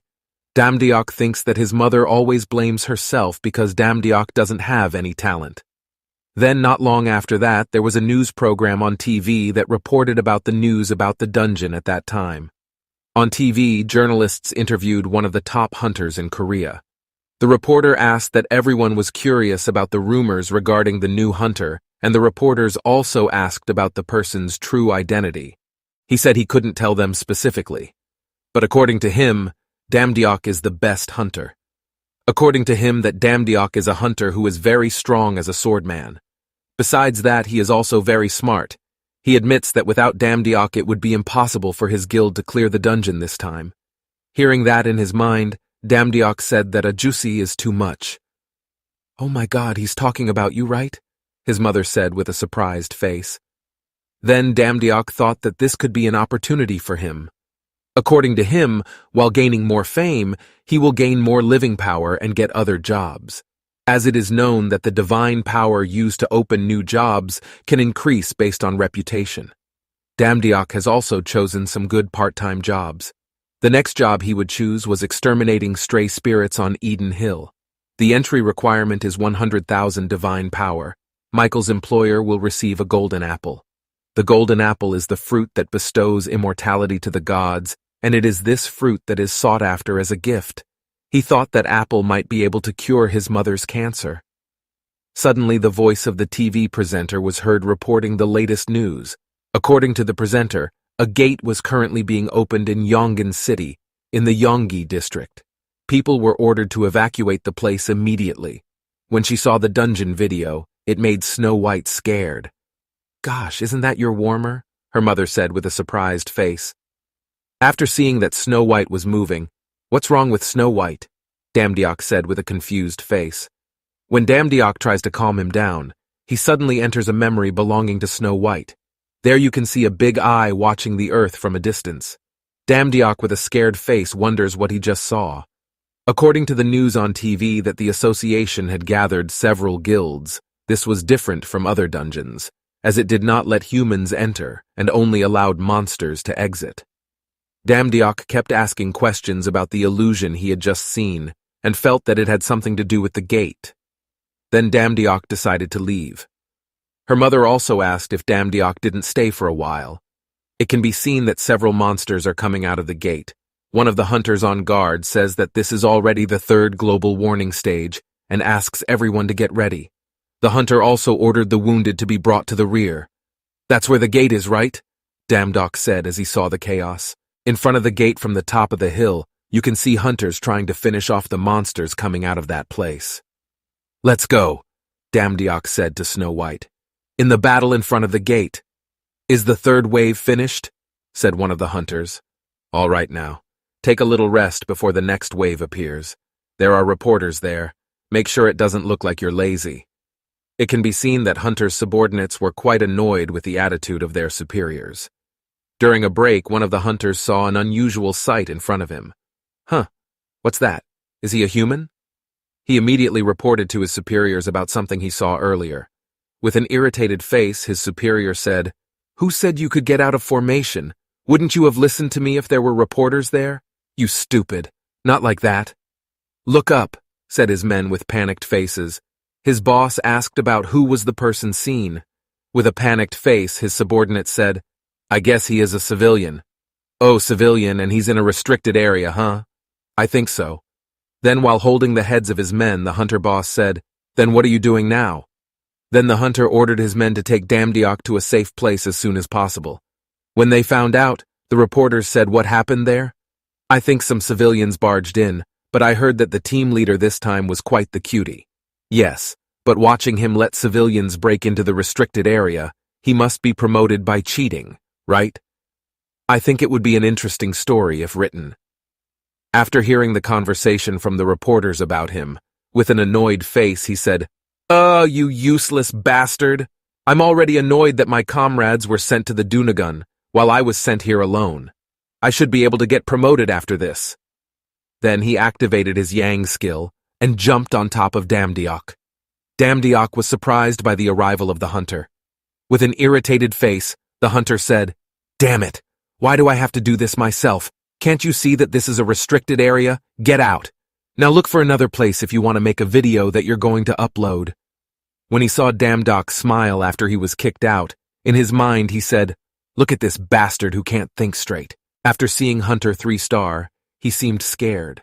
Then with an arrogant face, the hunter said, "I understand that now you are confused. You are in front of a Hunter 3-star right now. But yes, if you want to ask for autographs or do interviews, I can help you." But Damdiok instead said, "I still have other business. So excuse me, what's the signature and interview?" He's a famous person. After feeling that Damdiok was ignoring him, he pulled him away and said, "Did you just ignore me?" "What are you doing?" Damdiok said. With a condescending gesture, the hunter said, "Look at him. He looks frantic. Even now some random bastard is underestimating me. Looking at that weak pet, I'm sure that you are a lowly hunter who wants to become famous. But you must know where your place is." While throwing a punch at Damdiok, "If you still don't understand, you should understand after receiving this punch."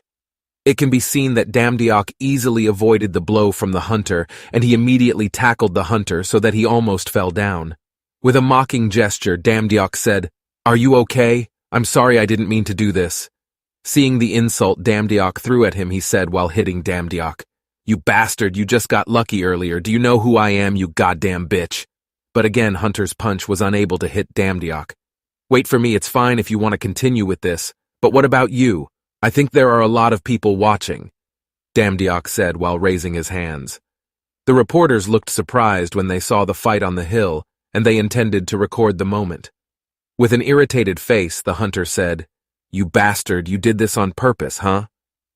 After seeing that it was a famous hunter, one of the reporters said, "Hey, isn't it him?"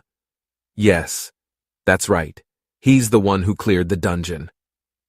The new monster hunter came out of nowhere. After hearing the words, the reporter said, "Is this bastard the best Damdiok hunter?" Then, while shouting, Damdiok said, "The reporters, please take a good picture, okay, because soon you will hear good news." Then, while looking at Hunter, who looked down on him earlier, and said, "Ah, what did you say just now? That random person underestimated you. Understand after taking a beating." With a panicked face, he said, "Oh, that's not what I meant. Open your eyes wide and see what this random person does," Damdiok said while jumping into the gate.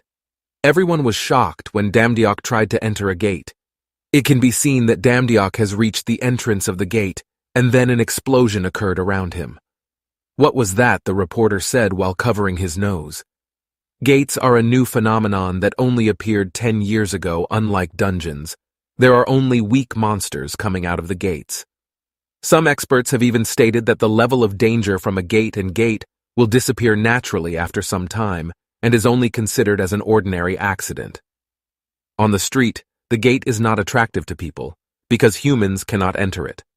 While before logging in, the system says that the system is trying to check the status of the person trying to log in. Check your status, the lowest level. God results, you can enter this world. You have entered another part of the world. Ibis keeps an eye on you when you're inside. Damdiok realizes that the world is a place in his pet fox's memory. If God made a gate and humans can't enter it, that means only gods can enter it, right? Damdiok said while looking around. In his mind, Damdiok wonders why they don't allow humans to enter the gate, just like in the dungeon. Damdiok remembers that Thor once said that dungeons were made to test humans. When Damdiok wanted to walk back to Earth, suddenly he hit a magic wall. He was confused about it. The system also said that Damdiok's divine power was lacking, and the system would not allow him to enter. The devil keeps watching Damdiok. Damn, I can't even get out of here without divine power, Damdiok said while sticking out his middle finger. After that, Damdiok thought that there was no other choice but to enter it.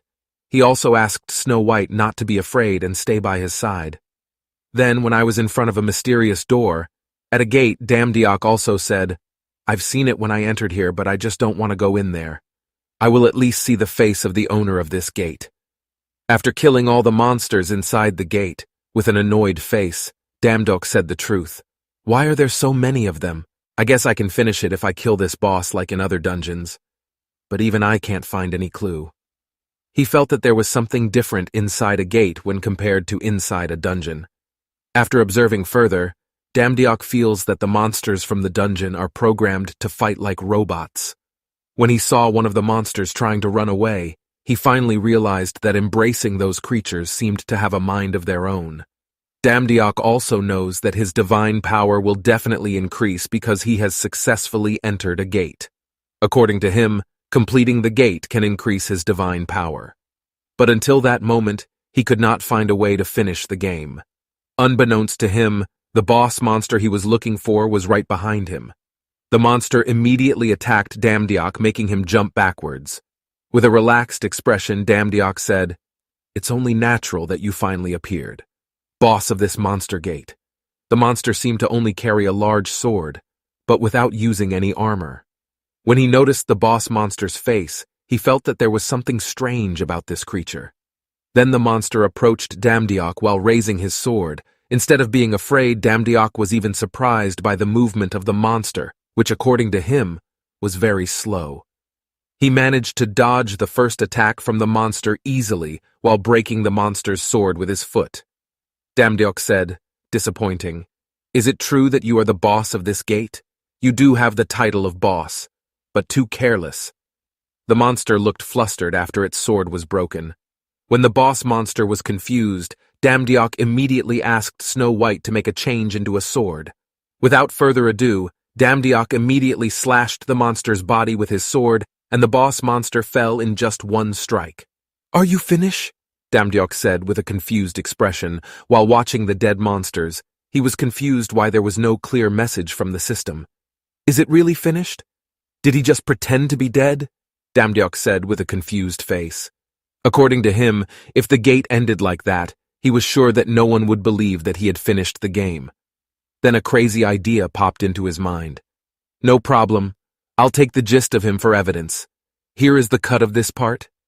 The reason he dissected the stomach contents of monsters was because he had seen a video that told him that core extraction starts from the bottom of the heart. Oh, see, why is it black? They say the core is usually like a gem and shines. Damdiok also continues to observe the monster's core carefully. It feels like this thing is also moving. What is this terrible thing? Did I take the point wrong? He said with a confused face.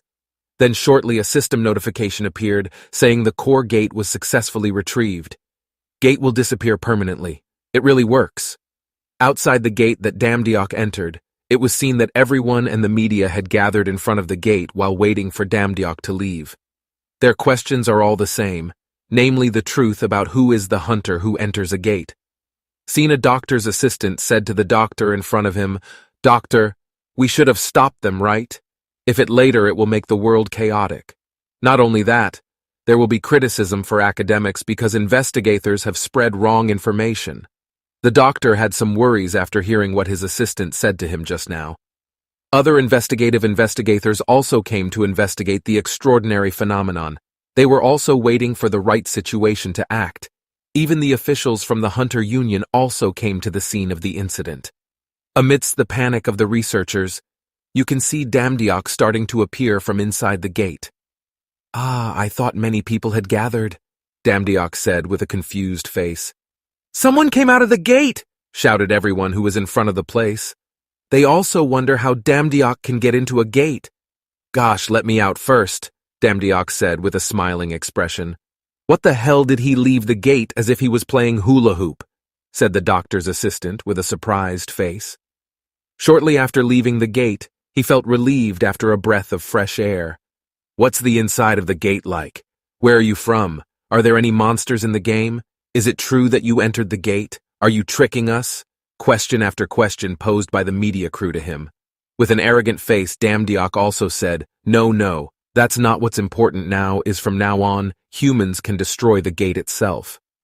After hearing Damdiok's statement about the gate, the reporters immediately asked a myriad of questions such as how to destroy a gate, can the gate be completed like a dungeon, etc. Of course, they were all surprised by Damdiok's previous statement, because just entering the gate is already impossible for ordinary humans. Damdiok was also satisfied with the reporters' reaction to him. While holding the core of the boss monster, Damdiok also said, "This is the core that I took from the boss monster at the gate. Open your eyes and see. I will show you something interesting," and immediately throw the monster's core up and then slash it to pieces. After the boss monster's core was destroyed, the gate was destroyed and disappeared instantly. "Impossible, that gate disappeared," said everyone with a surprised face. "That was so cool," Damdiok said in his mind. The doctor's assistant who saw it did not expect that such a thing would happen, even though he admitted that he had seen everything while experimenting with gates all his life. The reporters immediately ordered their cameramen to take Damdiok's photo and put it on the main page. With a surprised face, the doctor's assistant said, "Who you really are?" Damdiok thought that that was the question he had been waiting for. While holding his sword, Damdiok said, "You Damdiok. My name is You Damdiok." The big news that day was about a mysterious hunter who managed to enter a gate, a piece of news that captured everyone's attention. You Damdiok's name became famous all over the country. Everyone is talking about it on social media. The system also notified that Damdiok's divine power increased rapidly. "Congratulations, You Damdiok, because you managed to get 10,000 divine power. You will be designated as a low-level god from now on." Damdiok realizes that there is new information about the god rank that he got after this phenomenon. The reporter approached him and asked Damdiok to give a speech to everyone. "Wait, I just got an important message," Damdiok said with a confused face. Then it was seen that a woman got out of a car quickly. Her bodyguards immediately secured the area around her. One of the reporters also warned the woman not to come closer because it was very crowded with people. Hey, that person, is he a guild person? What, really? Wow, you thought she was a goddess." On the other hand, Damdiok is answering questions from the reporters to him. After successfully approaching Damdiok, the woman said, "The guildmaster wants to meet you, so for now you have to come with us." It turns out that the woman is a candidate for the new guildmaster for the Sangoon Temple named Ju So-yul, and she is a 7-star hunter. Then in the building belonging to the Guild of Sangoon, while looking around the room, Damdiok also said, "Wow, Korea's number 2 guild is really great. This building is very big, and the room is also quite spacious." Then one of the security team said that at that time, the guild master could not meet Damdiok because of the sudden appearance of an underwater danger near Okinawa. According to his explanation that the guild master won't be long, so he asked Damdiok to wait in the room. In his mind, Damdiok also said, "What is a Juicy doing right that he has to go to the dungeon?" After calling people here while resting on the couch, Damdiok wonders what they called him for. Damdiok also questioned that now their purpose for calling him was to recruit him or not, and he also felt that he had to wait in that room indefinitely. Damdiok quite didn't expect that someone like Ju So-yul would pick him up in person. Ju So-yul, he got the position as the next youngest guide leader with his own efforts. one of the 3 7-star hunters that existed in Korea during the time when ghosts were everywhere. He was already famous throughout the world. If only he was just an ordinary civilian in the Republic of Korea, he might become a star among famous stars, and what's more, he could easily get Damdeok out of the crowd. People even paved the way for him. Then Damdeok thinks that on the other hand, there is a positive side that he can do while waiting for the guild leader, so now Damdeok has time to check things out. He immediately saw his part-time system screen. Welcome low class. Because you have been promoted to low-class guard, new abilities have been unlocked. The power system is now available. Symbol system is now available. Class is now available. Title system. Would you like to see the selectable titles? With an excited expression and said, the title is the same as Thor's, the god of thunder, or Ares, the god of war. Oh, I have to choose a cool title, he said while pressing the confirmation button. Damdeok also looks excited to see this new available title. Soon a list of available title names appeared, namely God of Fans, God of Fly Swatters, God of Water Bottles, and even God of Chairs. Damdeok, who saw it, was quite surprised and said, "What the heck? What kind of god is this? God of Fly Swatter. That's true, there must be a cool title," he said while looking for another title. 1 hour later, after choosing for 1 hour, Damdeok finally found something interesting. I finally found a good title and looked up a list of titles named God of Insole, God of Swords, God of Spoons, and even God of Gloves. The sword god perfectly matches my talent. Then without thinking, Damdeok immediately made his choice to the title God of the Sword. Then a system notification appeared and said, low class, God Yu Damdeok has been given the name God of Sword. Suddenly an orb appears from within the system screen and enters Damdeok's body. A moment after, Damdeok's body was filled with energy. After the skill's energy entered his body, Damdeok looked very exhausted while enduring the pain in his chest. After a while, the system appeared and said, Congratulations, Yu Damdeok, you have been blessed as the god of the sword. The unnamed goddess blesses you. At that time, Damdeok complained about the difficulty of finding a good name for him. Then he remembered when he fainted when he got his first talent. Then the system notified because Damdeok had chosen a new title. The power system was automatically opened. The system also allowed the dump truck to choose the power from the sword god with a surprised expression, and Damdeok said, "What, finally I can use the power of the god." After that, Damdeok found something related to divine powers. It is written that by putting power into the sword, it gives the sword the power to cut through anything. Because he felt it was not so important, Damdeok finally ignored it. After researching about the new system, he wondered because it wasn't like buying something from the god store. So he thought he should be able to get that skill if he leveled it up. After looking at the new skills he got, he concluded that there was no amazing ability among the powers provided. When he got a new title, then he decided to choose his first power, namely, Intuition skill. Then the system says, you have chosen Intuition as your first ability. Your profile has been updated with the newly added start. Damdeok, human class, low class god job, divine power 10,000 power, invocation talent, talent of combat, and talent of swords. Boxing focus, danger's art, instant rush, counterattack horizontal cut, and also hammer intuition skills are skills that open up new senses, in addition to sight, hearing, smell, taste, and touch. Wow. Finally, now it looks like the profile of a god. I also have a lot of skills. I should check it out next time, he said excitedly. When he was in high spirits, suddenly Damdeok heard a knock on the door behind him. With a confused face, Damdeok said, "What was that? No way. He must still be in the underwater dungeon. There's no way he's here. Then, who is looking for me?" Then when he opened the door, Damdeok was quite surprised to find out that it was Ju So-yul who visited him. "May I come in for a moment, Yu Damdeok?" said Ju So-yul. Damdeok immediately asked the reason the woman visited him. After that, Ju So-yul took out a card from his pocket which he then gave to Damdeok. "Master asked me to hand this over to you. This is an exclusive pass from the Sangoon Guild." After handing over the card, in his mind, Damdeok also said, "Is this the strategy of recruiting?" "Thanks for the card," Damdeok said while smiling. But Ju So-yul doesn't seem to respond to his words at all. Then in his mind, Damdeok said, Is he really a quiet person like this?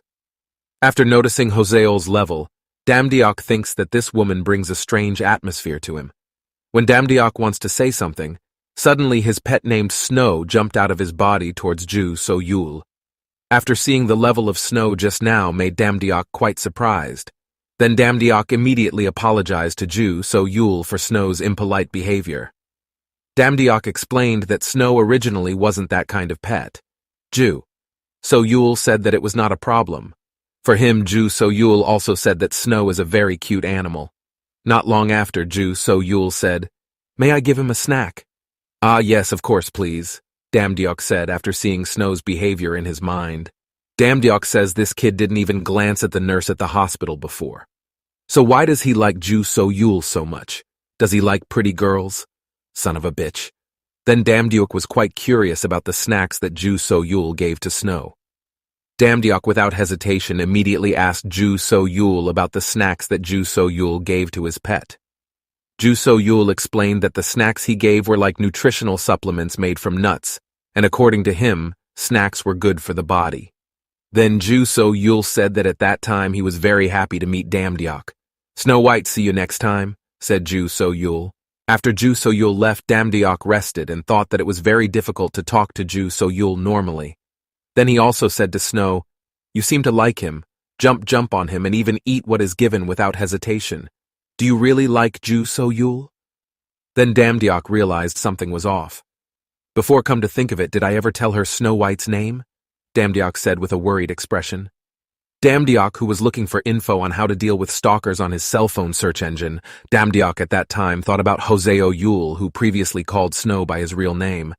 Even though it was their first time meeting, and he also suspected something. "Let's see Ju So-yul. What should I do with him? He seems safe. But who would have thought that he was a stalker?" Damdiok said in his mind. Then a notification sound was heard from the part-time system which kept ringing. Because Damdiok was annoyed, he was forced to open his part-time system menu. At that time, the system said that the part-time job that Damdiok was interested in had been changed. Part-time job that interested Damdiok said while trying to see the formation in more detail. On the menu it says Feed Cerberus, Employer Hades Divine, Power required above 10,000, Divine experience preferred, Job description Cerberus left out for 3 days because I'm going on business trip to Olympus. The task is very, very easy, just by caring for Cerberus with great affection in the allotted time. Total accident insurance coverage is also provided. The payout is 200 HD plus a bonus of 200 HDs. A word from the owner of our family dog, don't bite cock. After that, with a surprised face, Damdiok said, "Is the doubling of the stalker girl not important now? Somewhere in the world of the gods, a light appears to appear from the sky." When stranded somewhere while holding his head, Damdiok also said, I'm slowly getting used to falling like this." At that time, suddenly there was a light that was quite blinding shining on his face. "What the hell, who dazzled my eyes?" Damdiok said while covering his eyes. Suddenly there was a scary creature holding a lantern in front of him. It suddenly made Damdiok very surprised and scared. At that time, Damdiok was seen standing with a creature in a boat floating in a river. "Is this a boat?" Damdiok said in his mind.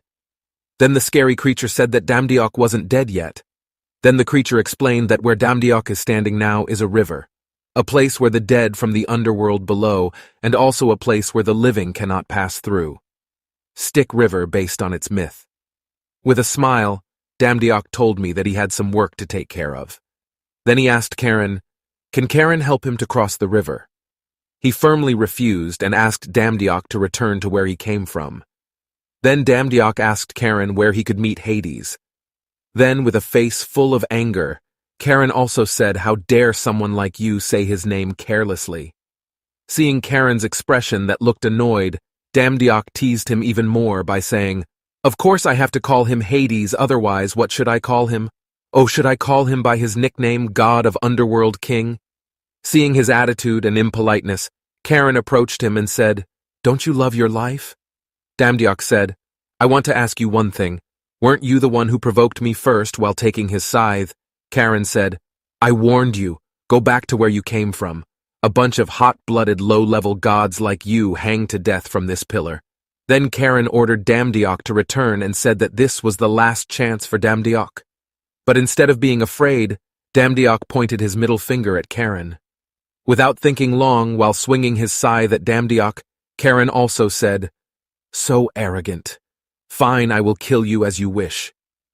After dodging the first attack from Karen, Swiftly in any form immediately summoned Snow White to change form. Then while launching his second attack, Karen also said to die in peace, and only then can you get on this boat that you really want to get on. And again Damdiok managed to dodge Karen's attack, and then parried the attack with ease. After seeing the weapon in Damdiok's hand, with a surprised expression, Karen said, "How can you have something like that?" After dodging the attack, with a relaxed expression, Damdiok said, "Is the story in the fairy tale true?" With a face full of anger, Karen said, "Of course I know. Isn't that Hercules' mace? The damn human who taught me and crossed this river alive without even paying." Then Damdiok casually hit Karen on the head, saying, "You're too talkative. I'm busy. Come on, hurry up. Then at least pay the fee," he said with a threatening expression. "Please sit down. Let's go immediately," said Karen while frightened. They soon arrived at their destination, thanking Karen for the free ride. When Damdiok was about to get off the boat, it was seen that Karen was holding a scythe in his hand. Then while swinging his scythe at Damdiok, Karen said, "You damn bastard will die instantly if you fall asleep in this underworld. Die in peace." Then suddenly Damdiok's skill called Sword God Power Intuition was accidentally activated. Damdiok unconsciously automatically avoided Karen's attack, which was aimed at his blind spot. Spontaneously in his mind, Damdiok said, "So this is the power of skill intuition." Karen also looked confused after seeing Damdiok easily dodge his attack. At that time, Damdiok felt that his body was moving faster than his mind. Then, while beating Karen, Damdiok also said, "Can't be allowed, I have to teach you a lesson." "Ah, that's nothing, like you wasting my time," Damdiok said while cleaning his hands. In the middle of the silence of the night, suddenly a voice said, "Are you here as the person in charge? You work part-time, right?" It turns out that the voice came from a woman with a very beautiful face standing behind Damdiok. The woman's name was Persephone, the gods of underworld and flower. Then smiling, Persephone said, "Nice to meet you. My husband was angry because no one proposed. If it wasn't for you, he would have handed it over to me, a new part-time job candidate," after noticing that goddess in his mind. "Is she Persephone?" Then Persephone said that she would accompany Damdiok to where Cerberus was. While on the way, Damdiok felt that the location of Cerberus was very far. Then this goddess also told me that in the past, she often called on her to go out for a walk, but after that her husband told her not to do that anymore. Damdiok spontaneously asked why Persephone's husband forbade this. Persephone said that half of the part-time workers who came to Cerberus's place immediately ran away as soon as they saw him. According to him, Hades must have thought that part-time workers who were level-headed had to at least have skills that could beat Karen so they could take care of Cerberus. Karen is the creature that attacked Damdiok while on the boat. Then Damdiok concludes that Karen is the first test that is prepared to work as a caretaker. Then with fiery passion in his mind, Damdiok says, "I am the greatest sword god. Even though this is a Cerberus, he is still a dog." Soon, Persephone said that they had arrived at the location, and Cerberus was right in front of them.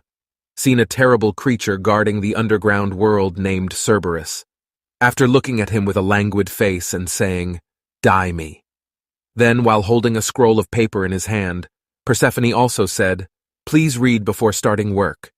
These are our pet dog precautions my husband wrote himself." Then, while holding the scroll in his mind, Damdiok said, "Precaution. Right, there's no way he'll throw me to that horrible monster without any preparation, right, Hades? So you've thought all this through. Seen on the scroll it says what to do and not to do on Cerberus. He is usually relaxed, but the risk of injury increases when feeding him. Please watch carefully. Head, body, legs, and so on to avoid being bitten by it. Other situations that require special measures when Cerberus is protecting the gates of the underworld, when Cerberus is lying down, when Cerberus is standing, when Cerberus is sitting." After seeing the contents of the scroll earlier, while slamming the scroll, Damdiok said, "What the hell? He just told me to die." Then Persephone said that the daily schedule was also written on the back of the paper and asked Damdiok to read it. Apart from that, Persephone also admitted that the daily schedule was written by her own husband. So the explanation must be in more detail on the daily schedule, Damdiok said in his mind. There is written Cerberus's daily schedule, namely breakfast and sightseeing only in the underworld, lunch and sightseeing only in the underworld, and also dinner and sightseeing only in the underworld. Then, with an irritated face, and Damdiok tore the paper and said, "Stop this nonsense, how do I take the dog for a walk? Tell him I don't care, you just said that I have to feed him on schedule. Is this a satanic company or what?" Then Persephone said, "It's okay if you want to come back now, but I'm a little worried the previous part-time worker got caught running away. Then my husband dragged her to hell. He literally ripped limbs off, and it was so horrible I can't even put it into words. Geez, I shouldn't have said that. You can start working now." Then after tidying up the thorn paper again, and he said, "I messed it up because I was too excited. So where should I start?" Smiling, Persephone also said, "Then start feeding him." Persephone asked Damdiok, "Did Damdiok see the maids carrying meat to the warehouse?" Then Damdiok asked Persephone if he should help them. At that time, Damdiok said that it looks like the meat that was brought was quite heavy. Then Persephone also told me that her husband also often tortured part-time workers who tried to find loopholes and deceive him. Then, while holding the weight of the meat he was carrying, Damdiok said, "I have brought it now. What should I do?" "Good job," Persephone said to him. Then he explained that Damdiok only had to throw the meat one by one towards Cerberus. Then it was seen that the Cerberus just brooded and didn't look the slightest bit dangerous. In his mind, Damdiok also said, "Thank goodness he just brooded. He became good in front of this food. Your meat, you guys want to eat it, right?" While doing that, Damdiok felt like he was working at a pet's cafe. According to him, big dogs also have their own cute style when viewed up close. They also look a bit cute while showing the gesture to sit down. "All right, Cerberus, hurry up and sit down." But instead of sitting down, Cerberus throws a sand dune at Damdiok. You can see that Persephone is laughing at Damdiok. Then while laughing, Persephone also said, "This time what came was an interesting part-time worker." While throwing the meat at the Cerberus, with an annoyed face, Damdiok said, "Then accept this, eat it yourself."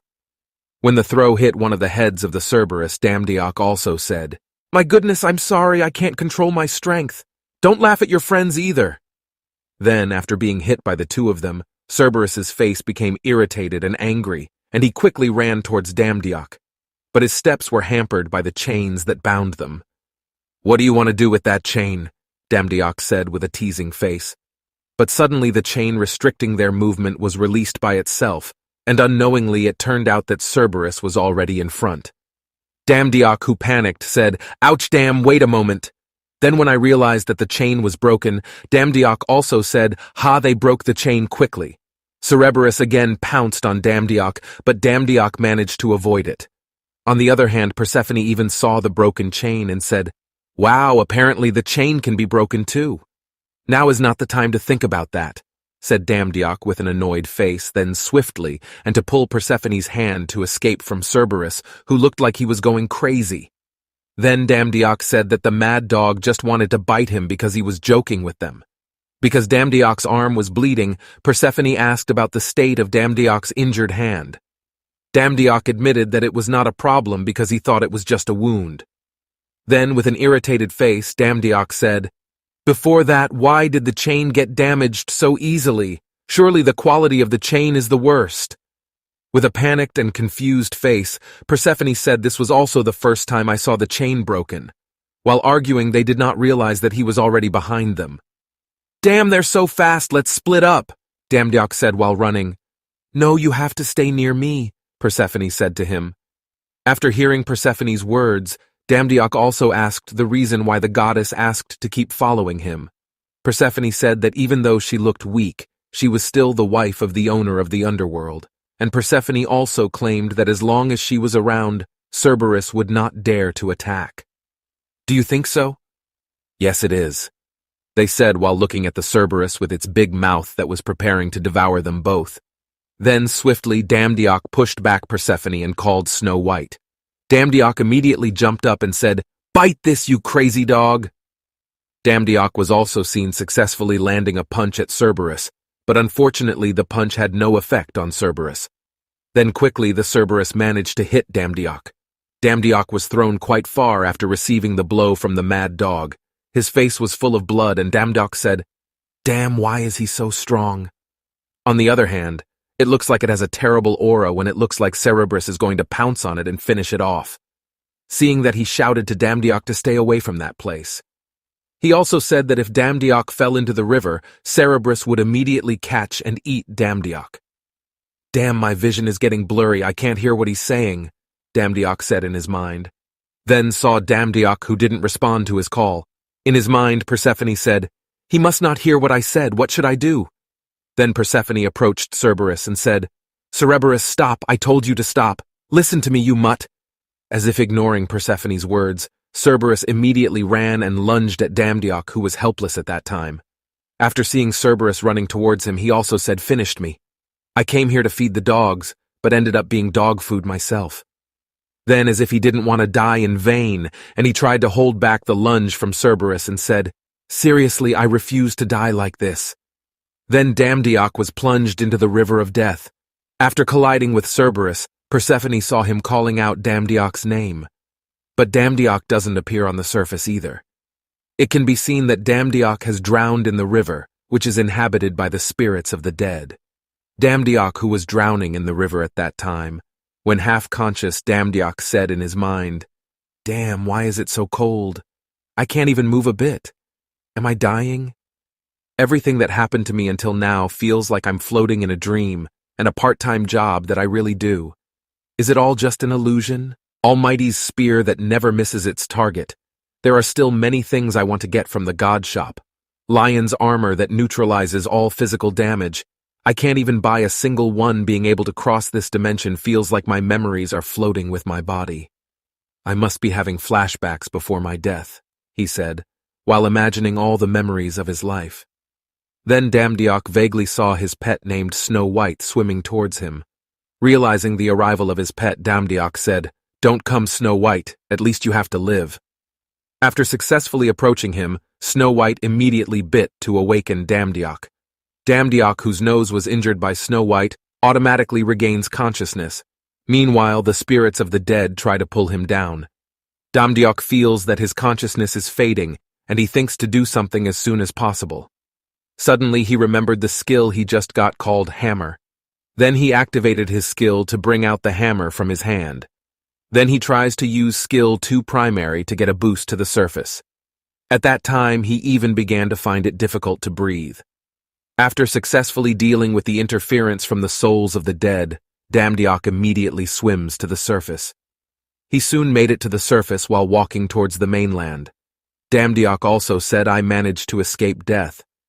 Then, when he was off guard, suddenly Cerberus, who was already in front of him, with its big mouth that looks like it's ready to devour anyone, spontaneously, and Damdiok screams after realizing it. Not long after that, Cerberus spontaneously ate his head alive. He shouted loudly, after his head entered into the big mouth of Cerberus. But suddenly there is something strange. He felt no pain at all. Suddenly a notification appears from the system saying the effects of the river begin to be felt within an hour's duration. You are immune to poison up normal status. You are also immune to stone normal status. You are also immune to bleeding up normal status. And you are also immune to all physical attacks. Damdiok, who was confused, said what the effect of all this is from the river. Then Damdiok remembered a legend from ancient Greece. If you wash your body in the river, you will become an unbeatable warrior. The goddess Tetris bathed her son in the river to make him an invincible warrior. But only the tips of her heels not getting wet while she held them would become a fatal weakness for her. Then in his mind, Damdiok also said, "One moment, but I'm wet from head to toe, so I'm supposed to be invincible, right?" Meanwhile, outside, Persephone, who was in a panic, kept calling Damdiok, who at that time his head was in Cerberus's mouth. While trying to pull Damdiok out of Cerberus's mouth, Persephone said, "Damdiok, are you still alive? Let him go, you mutt!" Shortly after that, Cerberus casually spit Damdiok on the ground. Persephone spontaneously said, "Are you okay? You are very dirty." Damdiok, who was lying on the ground with an annoyed face, suddenly said, How can you call someone who just escaped death as dirty? Persephone just laughed and apologized because she couldn't hold it in. When he saw Damdiok also said that Persephone's words were too harsh for him. Persephone, who was confused at that time, said, "But you're okay, right? How can you be okay when you fell into the river?" Damdiok, who was in the middle of trying to clean his body at that time, said, "Damn, this is so dirty, but I just came out right." Damdiok explains that he managed to get out thanks to hooking up his hammer. When the two of them were busy chatting suddenly, the Cerberus returned to eat Damdiok's arm. Persephone, who was shocked, spontaneously shouted, calling Cerberus, Damdiok while relaxing and yawning. Damdiok says, "Are you done? What the hell is this? I don't even feel a bit. Why? Am I too hard for you?" After seeing Damdiok, who was fine after being bitten many times by Cerberus, in his mind, Persephone said, "There's no way a low-class god would be fine after being bitten by Cerberus. Perhaps this is a blessing of immortality." Then Damdiok casually said to Cerberus, "Hey, I fed you but you didn't eat it then. How about we go for a walk?" Then the system informs that the river's effect called the Blessing of Immortality only has 57 minutes left. Then you can see Cerberus just growling with an alert gesture after seeing Cerberus, who looks annoyed and just growling, and Damdiok says, you know that's useless, but you guys still growl. I'm not going to take you guys for a walk if you guys keep at it." Cerberus looked like he understood Damdiok's words earlier. Then he turned his body and walked backwards. In his mind, Damdiok thought that this method was usually very successful when he was still working at the pet shop. But after seeing Cerberus's behavior, he thought that the dog was different from the usual dog. After that, Cerberus took the chain that bound him with his mouth. When he saw a Cerberus that seemed to show a gesture to take him for a walk, Damdiok said, "You guys are still dogs." Then Damdiok put the chain on the Cerberus and took the chain. When she saw Damdiok, who was going to take Cerberus for a walk, Persephone said, "Excuse me, Damdiok, it's been quite a while since the last time he was asked to go for a walk, so I hope to do it as slowly as possible." Then, while holding the chain tied to the Cerberus, Damdiok said, "I understand, don't worry. I'm an expert at part-time jobs. I'm also called as the dog president of the pet shop. This is not a problem," but when Damdiok hasn't finished his words, suddenly, Cerberus pulls him while running. Damdiok, who was shocked, shouted to Cerberus to stop pulling him. Damdiok, who couldn't stop the speed of the Cerberus, was seen crashing into the ground and rocks. He continued to scream while being dragged by Cerberus, who was running at full speed. Then suddenly a notification appears from the system saying that Damdiok has gained a skill called wind speed, after running at 100 kilometers per h for 3 minutes. When he saw the status menu and he said, "What the heck is this?" After using one of her skills to chase Damdiok, Persephone said, "What are you doing? Use your Devon power to strengthen your body." Then with a confused face, Damdiok tried to digest what Persephone said earlier. Then, in his mind, Damdiok said, "Wait, how can he chase us with this speed?" Then while screaming, Persephone also said, "I said strengthen your body with living power. Cerberus is too strong, why can't you use divine power?" With a confused face, and he said, in his mind using it, "Is divine power a kind of status? But can I use it while being swayed by Cerberus's actions?" Damdiok also said, "How do I use it?" Then Persephone also said, "Don't tell me you don't know how to use living power?" "Yes, I don't know how to use it," Damdiok said with a panicked face. Persephone, who heard Damdiok's statement, didn't seem to believe that a god couldn't use his living power. While shouting, he said, "Impossible, how come?" Then while trying to hold on, Damdiok shouted honestly, "I don't know how. How much longer will he run?" While trying to keep up with Cerberus's steps, Persephone also explained to Damdiok to remember the feeling when Damdiok was using his power. Damdiok admitted that he could not understand the meaning of Persephone's explanation about using force. Persephone also told Damdiok to try as soon as possible before the situation got worse. Then Damdiok tried to focus his mind. He tried to digest Persephone's words about remembering feelings when using his powers. Damdiok felt that his power was activated without him noticing during the previous fight with Karen, and he remembered that at that time he was subconsciously able to dodge the surprise attack with his intuition skills, while Karen, who was then secretly trying to attack his blind spot.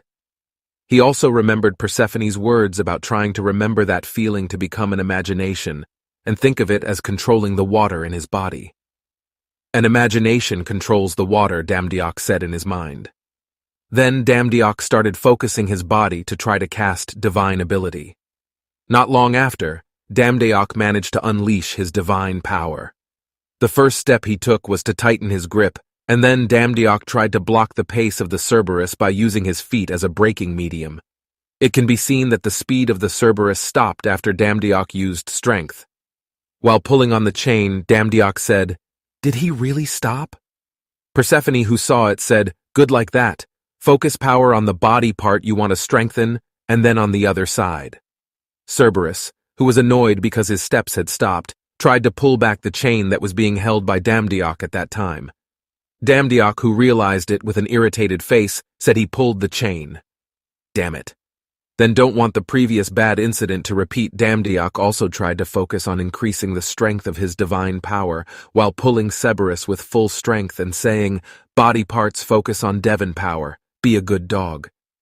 Persephone, who saw it, was quite surprised by this. Then it was seen that Cerberus was unable to keep up with Damdiok's strength and was finally dragged by Damdiok. While looking at the Cerberus that he had defeated, Damdiok also said, "The walk is enough for today. Come on back." Then it was seen that Cerberus was annoyed with Damdiok's attitude towards him. Damdiok, who saw Cerberus's reaction, seemed to refuse to hear it. You guys refuse, then we'll do it my way." After that, Damdiok drags Cerberus to come with him. Persephone, who saw Cerberus, who was helpless at that time, looked as if he couldn't believe that the dog had lost. With a confused look, he said, "This is your first time using living power, but you can do all of this." "Looks like I got a good part-time job this time," he said with a smile.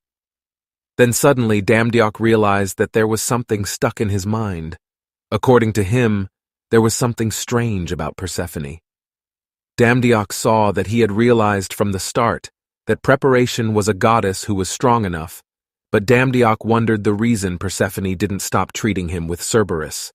Then Damdiok thought that even he, who is a low-class god, can defeat Cerberus, plus Persephone is a goddess who is greater than him.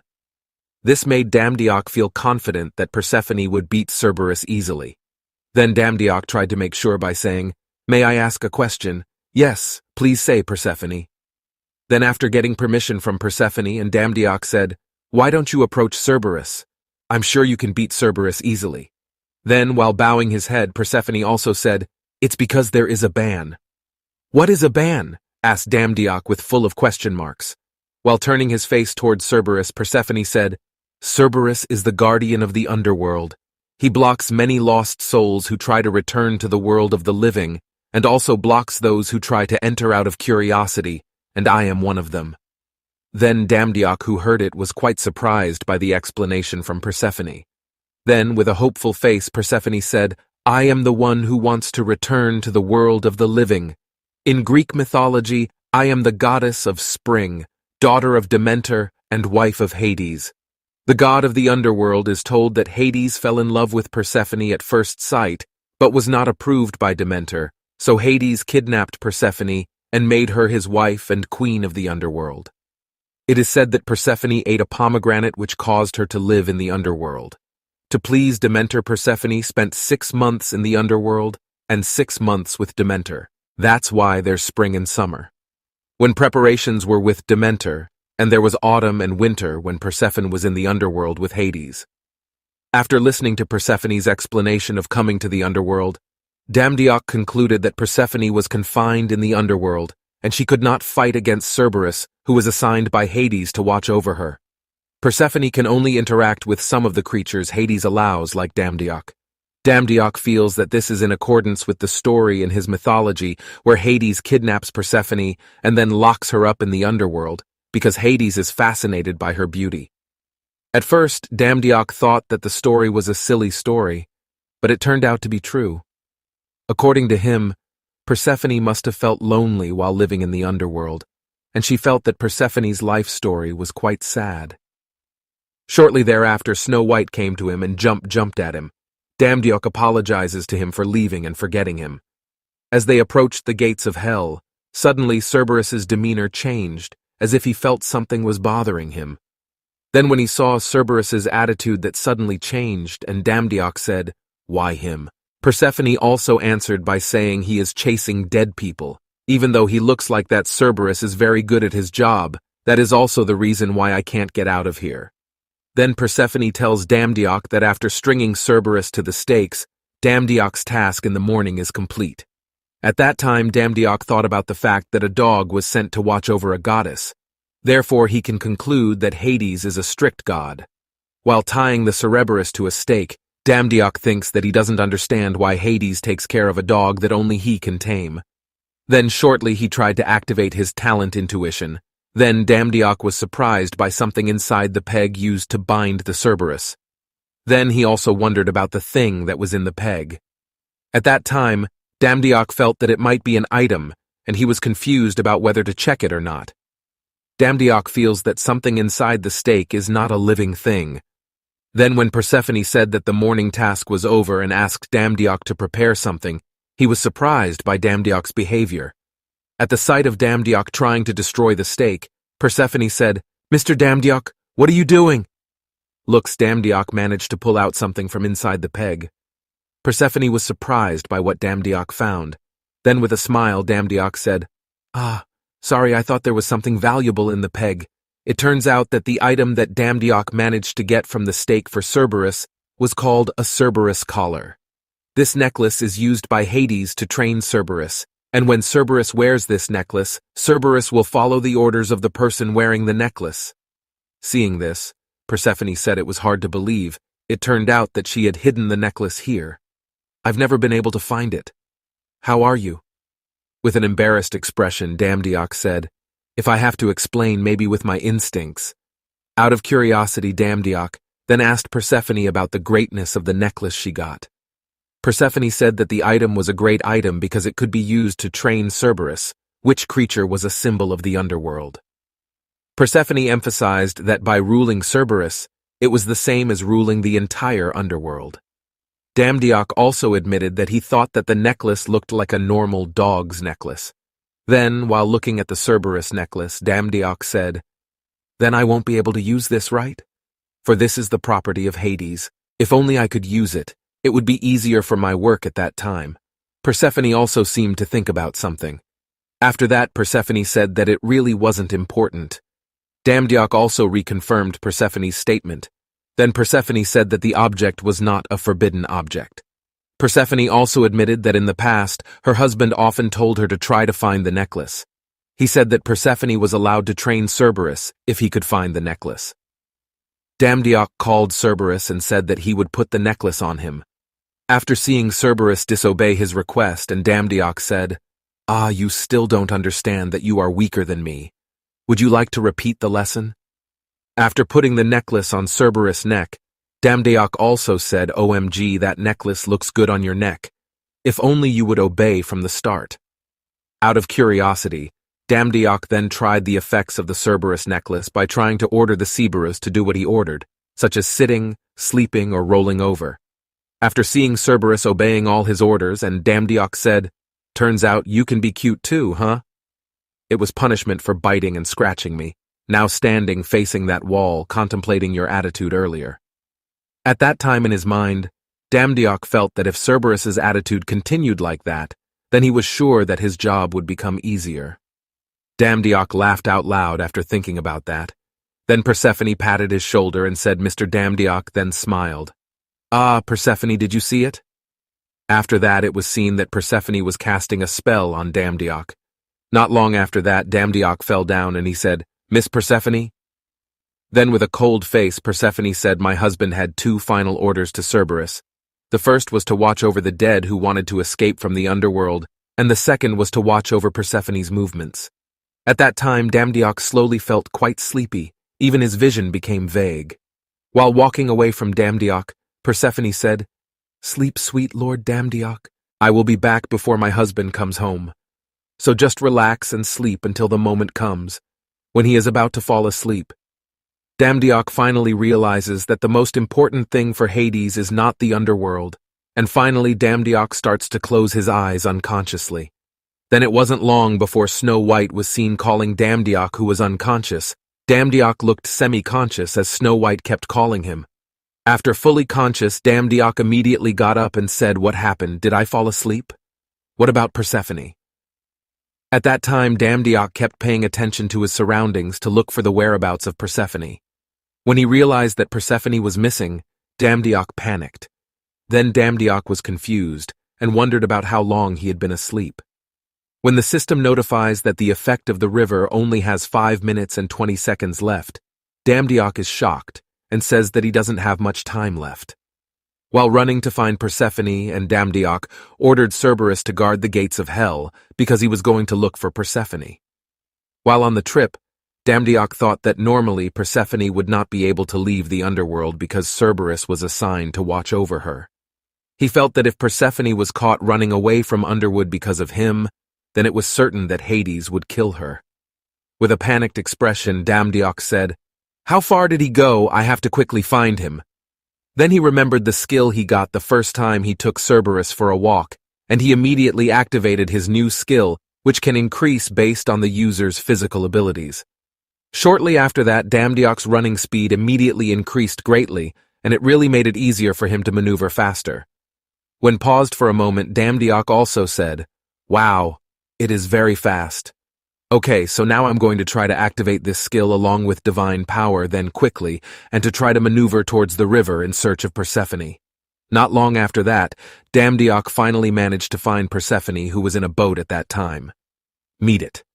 Meanwhile, on the other hand, Persephone looks confused after her boat suddenly stops in the middle of the road. With a feeling of confusion, Persephone also said, "What was that sound? Did I hit a rock?" Suddenly, Persephone was startled by Damdiok, who at that time suddenly came out of the river surface, in front of the boat.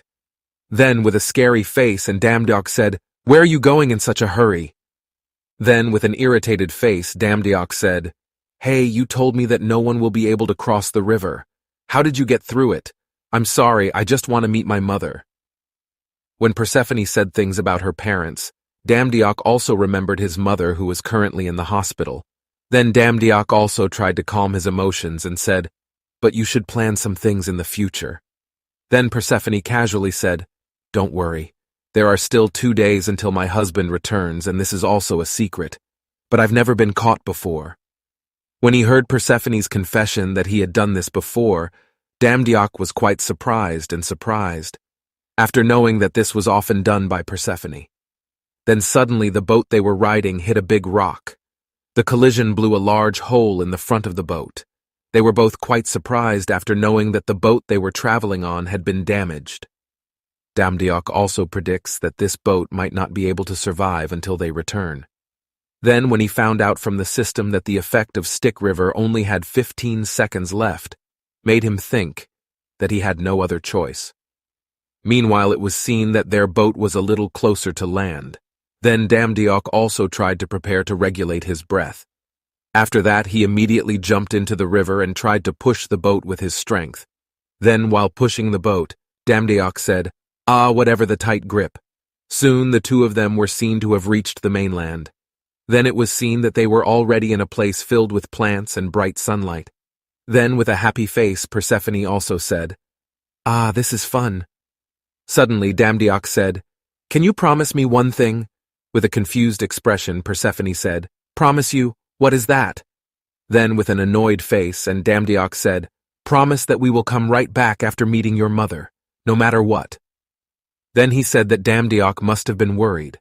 Smiling, he also said that he had repeatedly told Damdiok that he had never been caught doing that before. Damdiok also said that he would definitely die if Persephone was found out by her husband. Persephone also said that it wouldn't be a problem, and if Damdiok was worried about that, he asked Damdiok to accompany him while watching over him. After that, not long after, they arrived in front of a large cave. Spontaneously, Persephone also asked Damdiok to come with her into the cave. When he found out that Persephone's mother lived in a cave, in his mind, Damdiok was surprised by the Greek gods who all lived in a cave. Then, with a happy smile, he said, "Mother?" His mother also looked confused when she found out that a beautiful woman was calling her. This woman is a Dementor, the gods of the agriculture, or it can also be called the goddess of agriculture.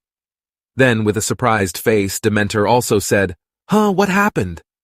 Meanwhile, approaching his mother, Persephone said, "It's me, Mother. I'm Persephone." With a face full of worry, Dementor also said, "My daughter, are you really Persephone?" "Of course, who else?" Persephone said with a happy face.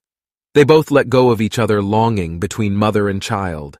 When he saw the emotional atmosphere, and Damdiok felt that there was no place for him near the two of them.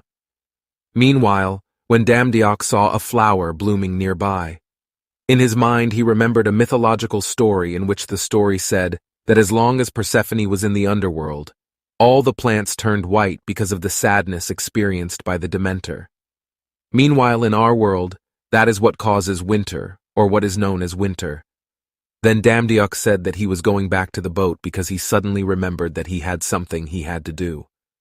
Persephone also asked Damdiok if Damdiok cancelled to watch him. Then, while walking, leaving the two of them, Damdiok told Persephone that he would wait for her at the river at 8 p.m. By the river, while washing his hands, and Damdiok said, "Good, this boat is ready to cross the river." Then, when he saw that the time was showing at 8:03, he said, "He should be here by now. Where it goes?" Meanwhile, behind Damdiok, you can see someone scattering some flowers. When he realized that there was someone behind him, Damdiok looked back and said, "Ah, you're back." When you look back instantly, Damdiok's face suddenly changes to see someone who was behind him emitting a very strong, terrible aura. Suddenly the man also said, "Impudent delinquent came as a part-time worker." Suddenly his intuition skill was automatically activated. The skill warns Damdiok that there will be danger. The system that notifies about the danger continues to appear without stopping, and there is one word from the system which is very surprising for Damdiok. The system tells that Damdiok will die. Then, holding a flower which was slowly crumbling into powder and with a hideous expression, the man said, "Where is she, my wife?" Her body was shaking at just a few words from him. "Why is he already here?" Damdiok thought in a panic. His face turned pale and his body stiffened when the figure of Hades, who was now standing proudly in front of him. In just a matter of seconds, the underworld guard was already standing in front of Damdiok and staring at him fiercely. "Are you an idiot, huh?" asked Hades in a cold and deep voice. He continued, "I don't understand how someone like you could find Cerberus's necklace and help Persephone escape." Meanwhile, Damdiok was still silent. He lost his words and consciousness when he heard Hades's voice ringing in his head, because Hades gave off a very sharp, killing aura. Because Damdiok couldn't answer, finally Hades raised his right hand and said, "Never mind, it's okay, just die." After saying that, Hades put his strong hand on Damdiok's forehead. He tried to suck the life energy out of the man's body until finally a voice instructed him, "What are you doing? Why are you trying to kill an innocent god?" That soft, sweet voice came from a beautiful figure with white clothes and beautiful blonde hair. She is a Persephone who just came out from the other side of the forest. The two men immediately focused their attention on Persephone, especially Hades, the god of death. He immediately lowered his arm from Damdiok's forehead. Beauty immediately gave up. So I see you're the one who always sends part-time workers to look for the Cerberus necklace. We've found it to your liking. So why are you even angry now?" Without any shyness or even fear, the little girl pointed at Hades. She even dared to raise her voice at the god of the underworld, making the scary man not move. Fine, but running away without saying anything is a bit excessive. Hades softly looked desperate. His scary face is now changing helplessly to face the girl he adores fleeing. "I only went out for a while. I came back after visiting my mother," said Persephone with a curt. He didn't even need to hide his irritated face.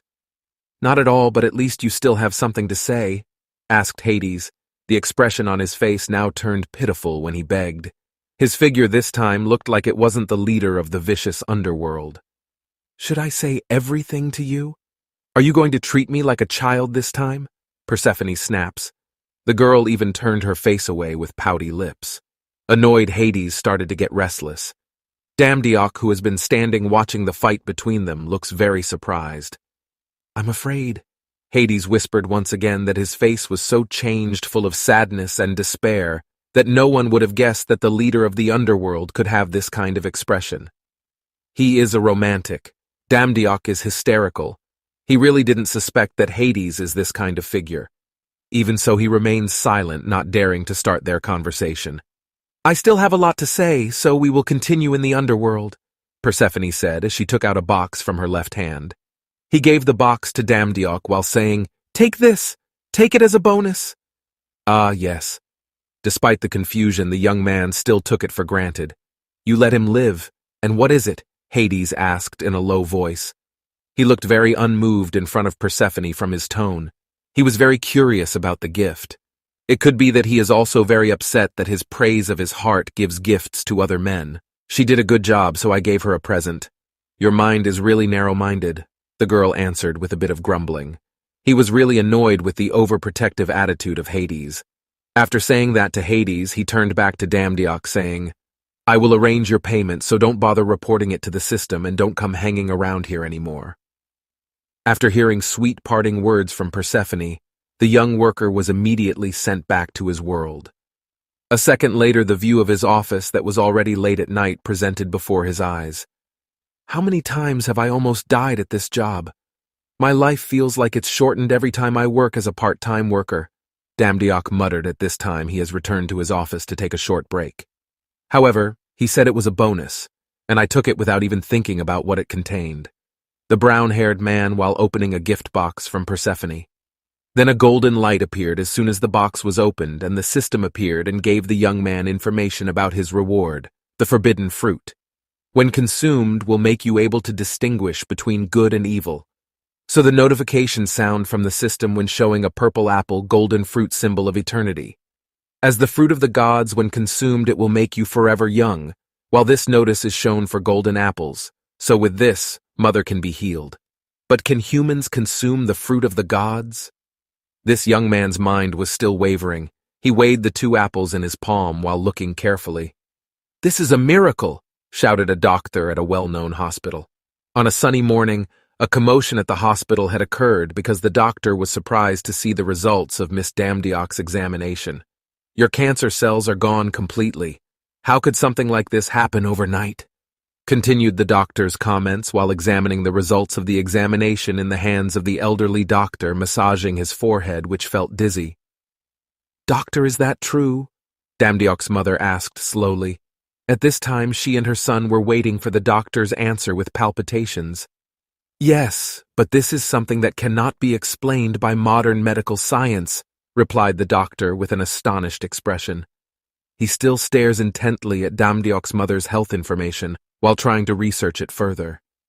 "I told you that there is only happiness ahead of us," Damdiok said caringly to his mother, smile on the young man's face sweetly as he walked, embracing his mother out of the doctor's room. At that moment his mind said, "Golden apple, it really works. Luckily I didn't peel the skin off. It may have no effect. Last night he gave apple juice to his mother. They said you were well enough to go home, so let's go back to my place. Invite the dashing young man as he steps out of the doctor's room." With such a happy face, Damdiok took his mother's arm and asked her to get into the taxi. At the time, before getting into the taxi, he even opened the taxi door for the mother. He looks very caring for his mother. At this time, he was sitting in the front passenger seat, right next to the driver.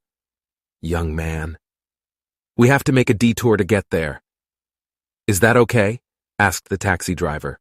"What? Wouldn't it be quicker to take the path through the garden?" "Oh, looks like you haven't heard of it. There's a disaster near the area." "Everything is on the news," said the driver, starting to turn on the radio in the car. The small radio contact immediately broadcasts local news reports. "We reported from the dungeon to Uedo Park. Currently, a cylindrical dungeon had appeared, and the residents were continuing their evacuation. The demons and Hunter Solo are gathering to investigate the dungeon, but there is a little problem due to traffic jam." Then, Damdiok's facial expression immediately unsightly when he heard the news. It seemed the young man wanted to go straight there and check it out for himself. But he also has to deliver his mother back safely. "I can go alone." "You have to go there," said the mother, while gently stroking her son's left shoulder from behind. Then he continued, "They need you in that dungeon, right? Go, I can't wait to see you on TV." The gentle smile of the mother, who is now healthy, becomes an injection of new enthusiasm for Damdiok. This time the young man got out of the taxi with a relieved heart before the taxi car actually left Damdiok. Mother still had time to order, "I will watch you on TV. Don't push yourself too much." "Okay, don't worry," Damdiok said. That afternoon the sky was so beautiful with the evening sun shining on the city. Under the golden sky, standing in large, towering circles, the building looked ancient, like the Tower of Pisa in Rome. Yet he towered higher than the Tower of Pisa. This dungeon put up enough resistance. "Looks like I have to work all night," so Damdiok said. While standing in front of the towering tower, the faint smile on his face seemed to belittle the power of the mysterious dungeon. "Are you ready, Snow?" "Let's go," he said with an excited smile. That day, Damdiok was more than ready to start another exciting adventure in the new dungeon. His mother's recovery became a new spirit that was priceless for him. It can be seen that Damdiok is still standing in front of the dungeon. He has to confirm a few things before entering. So he opened the system screen to check a few things. "I want to check the God's Store before I enter," he said while checking the job list at the time on the hologram screen. It was then that he found out that his salary had still not been paid, and his profile had been upgraded. Now, he got a new title. He was one of the people who managed to tame Cerberus, title the one who timed Cerberus, dog among dogs. "You are the first person to have tamed the charismatic guardian of the underworld. From now on, every dog in the world will follow you. Congratulations, you have been appointed as the dog president." Damdiok didn't look happy either. He was even surprised that there was a nickname like that in the system there. Suddenly, someone shouted loudly at Damdiok, made him panic, and quickly dodged while saying, "You misunderstood, miss. Please give a few words to explain the current situation." Apparently, the people were shouting over to a beautiful girl with long brown hair. They all flocked to point the camera and microphone at the girl. Unless it's a special case like a labyrinth, dungeon success rate is estimated at 90%. So why are you personally participating? The people bombarded the girl with various questions, but unfortunately just ignored. "Oh, apparently it's for him, not for me," Damdiok thought, looking a little irritated, but also relieved. He was soon eliminated, when that pretty girl grabbed all the attention like we always do. After that, he immediately refused another interview. "Miss Ju, So Yul here, please." Even though the other journalists insisted on interviewing him, he completely ignored everything. Wow, he ignores everything without hesitation. I don't have time for this. I have to go and catch up," muttered inner Damdiok. He immediately used a black hat to cover part of his face and left that place. It didn't take long for the beautiful girl and her gang to enter the dungeon. Calmly, the beautiful girl leads the way to open the way for its members to enter a very dark dungeon and emits a very terrible aura. "These people must be hiding somewhere quite deep, yes," commented one member of the group. "Yeah, probably planning a surprise attack. They're just big dogs, aren't they?" another said. As if they underestimate their enemy, the big stealth dog, they usually encounter this type of dog when cleaning dungeons. "Oh, really?" The words of someone who had been bitten by a hound on the rear. The last time the others began to answer while nudging softly. "Did you see it with your own eyes?" shouted the person in question, and immediately grabbed his colleague's collar. In a tense situation like now, they actually still had time to joke and mock each other. "Shut up," he ordered in a cold tone, his slender arms lifted to stop the childish behavior of his members. Instantly, everyone present was silent. With stiff bodies, they were all surprised to see the leader, who was usually calm, now ordered them firmly. Are we too noisy, Whisper?" The two people who had been busy joking around, even though they weren't too noisy, but for some reason, the leader seemed to be in a bad mood. "It's because you're talking bullshit," the other said with Ketis. It seems the two young men began to panic. Now the deputy leader tried to call, but being ignored by the girl with the long, broken name, just stepping past the deputy made the deputy think, why is she like this? He's not what he usually is. He might not talk much at first, but he's not someone who gets angry easily, because of things like that. What he saw turned out like that. Then they all followed the leader with full tension, as if they were on full alert. When he saw the leader, he now seemed very serious in facing the figure who was still hidden in the darkness. Then suddenly, a growl from the end of the hall made everyone gasp, especially when the beautiful leader said, "They came." Then tens of dogs with huge bodies and very terrible looks appeared before them, making the other members immediately put on scared faces, because this was the first time they had seen a hound grow so big and hideous like that. The dogs even had very muscular bodies, as if they had been trained for years in the gym. "We weren't told that something like this was here," shouted one of the members in a panicked tone. "They are young fighters who seem unprepared to face this terrible monster." The deputy man with long hair instantly realized how terrifying their opponents were. Right now, he thought even the slightest scrape of their poison-filled canines would kill someone in 10 minutes. Those dreadful dogs had long, sticking-out tongues complete with purple venom dripping horribly. The beautiful girl drew a reddish dagger from behind her back, then continued saying, "Those who are weak in close combat better back off. The rest follow me." Without fear, the girl stood at the front. With a red dagger in hand, he leads the valiant warriors who carry swords in their arms. The atmosphere was so tense when the two sides faced each other. At such a tense moment, suddenly a grown man's voice was heard coaxing something like a baby. Everyone was shocked. Hearing that, even the deputy captain got annoyed. "Why are you guys still acting ridiculous?" shouted the vice captain while turning his head. "It's not us this time," said another member from behind. He continued, "I think it came from behind the hound." Suddenly everyone stared at the big dogs. Behind them stood a man who was now repeating the same words. "Gochi, Gochi, come here." The figure of the man standing calmly among the terrifying dogs made the vice captain think that it was another monster who managed to tame the dog. You can see the figure of a man standing calmly stroking the head of one of the terrible dogs, making the dog silent and look very obedient.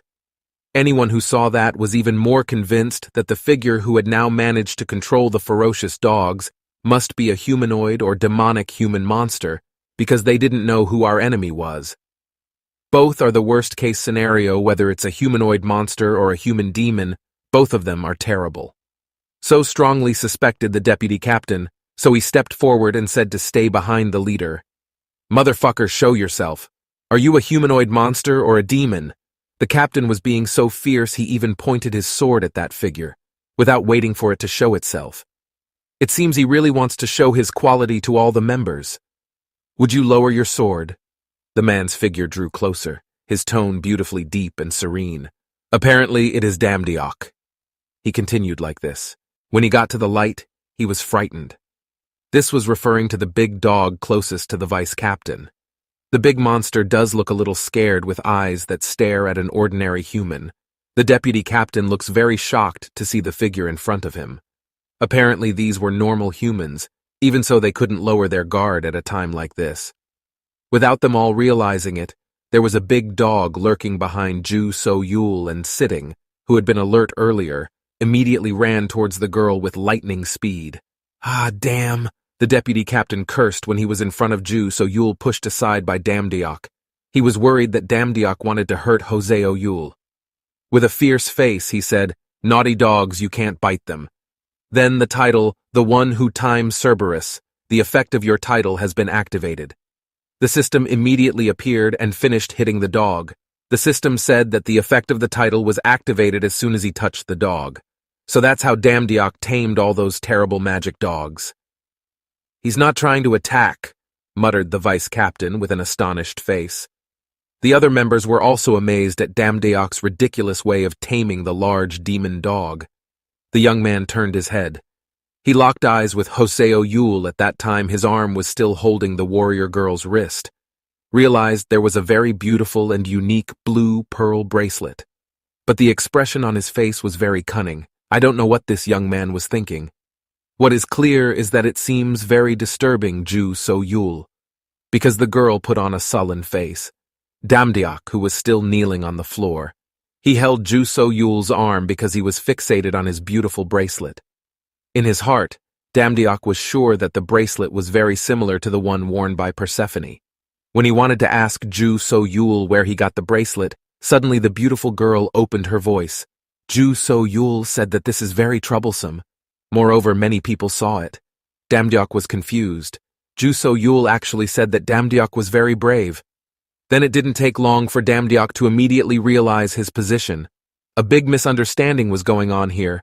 because of his sitting position, kneeling and holding Ju So-yul's hand. The other people in the room thought that he was proposing to Ju So-yul in a dungeon. Some even perpetuate the event by taking some pictures of them. This is a misunderstanding.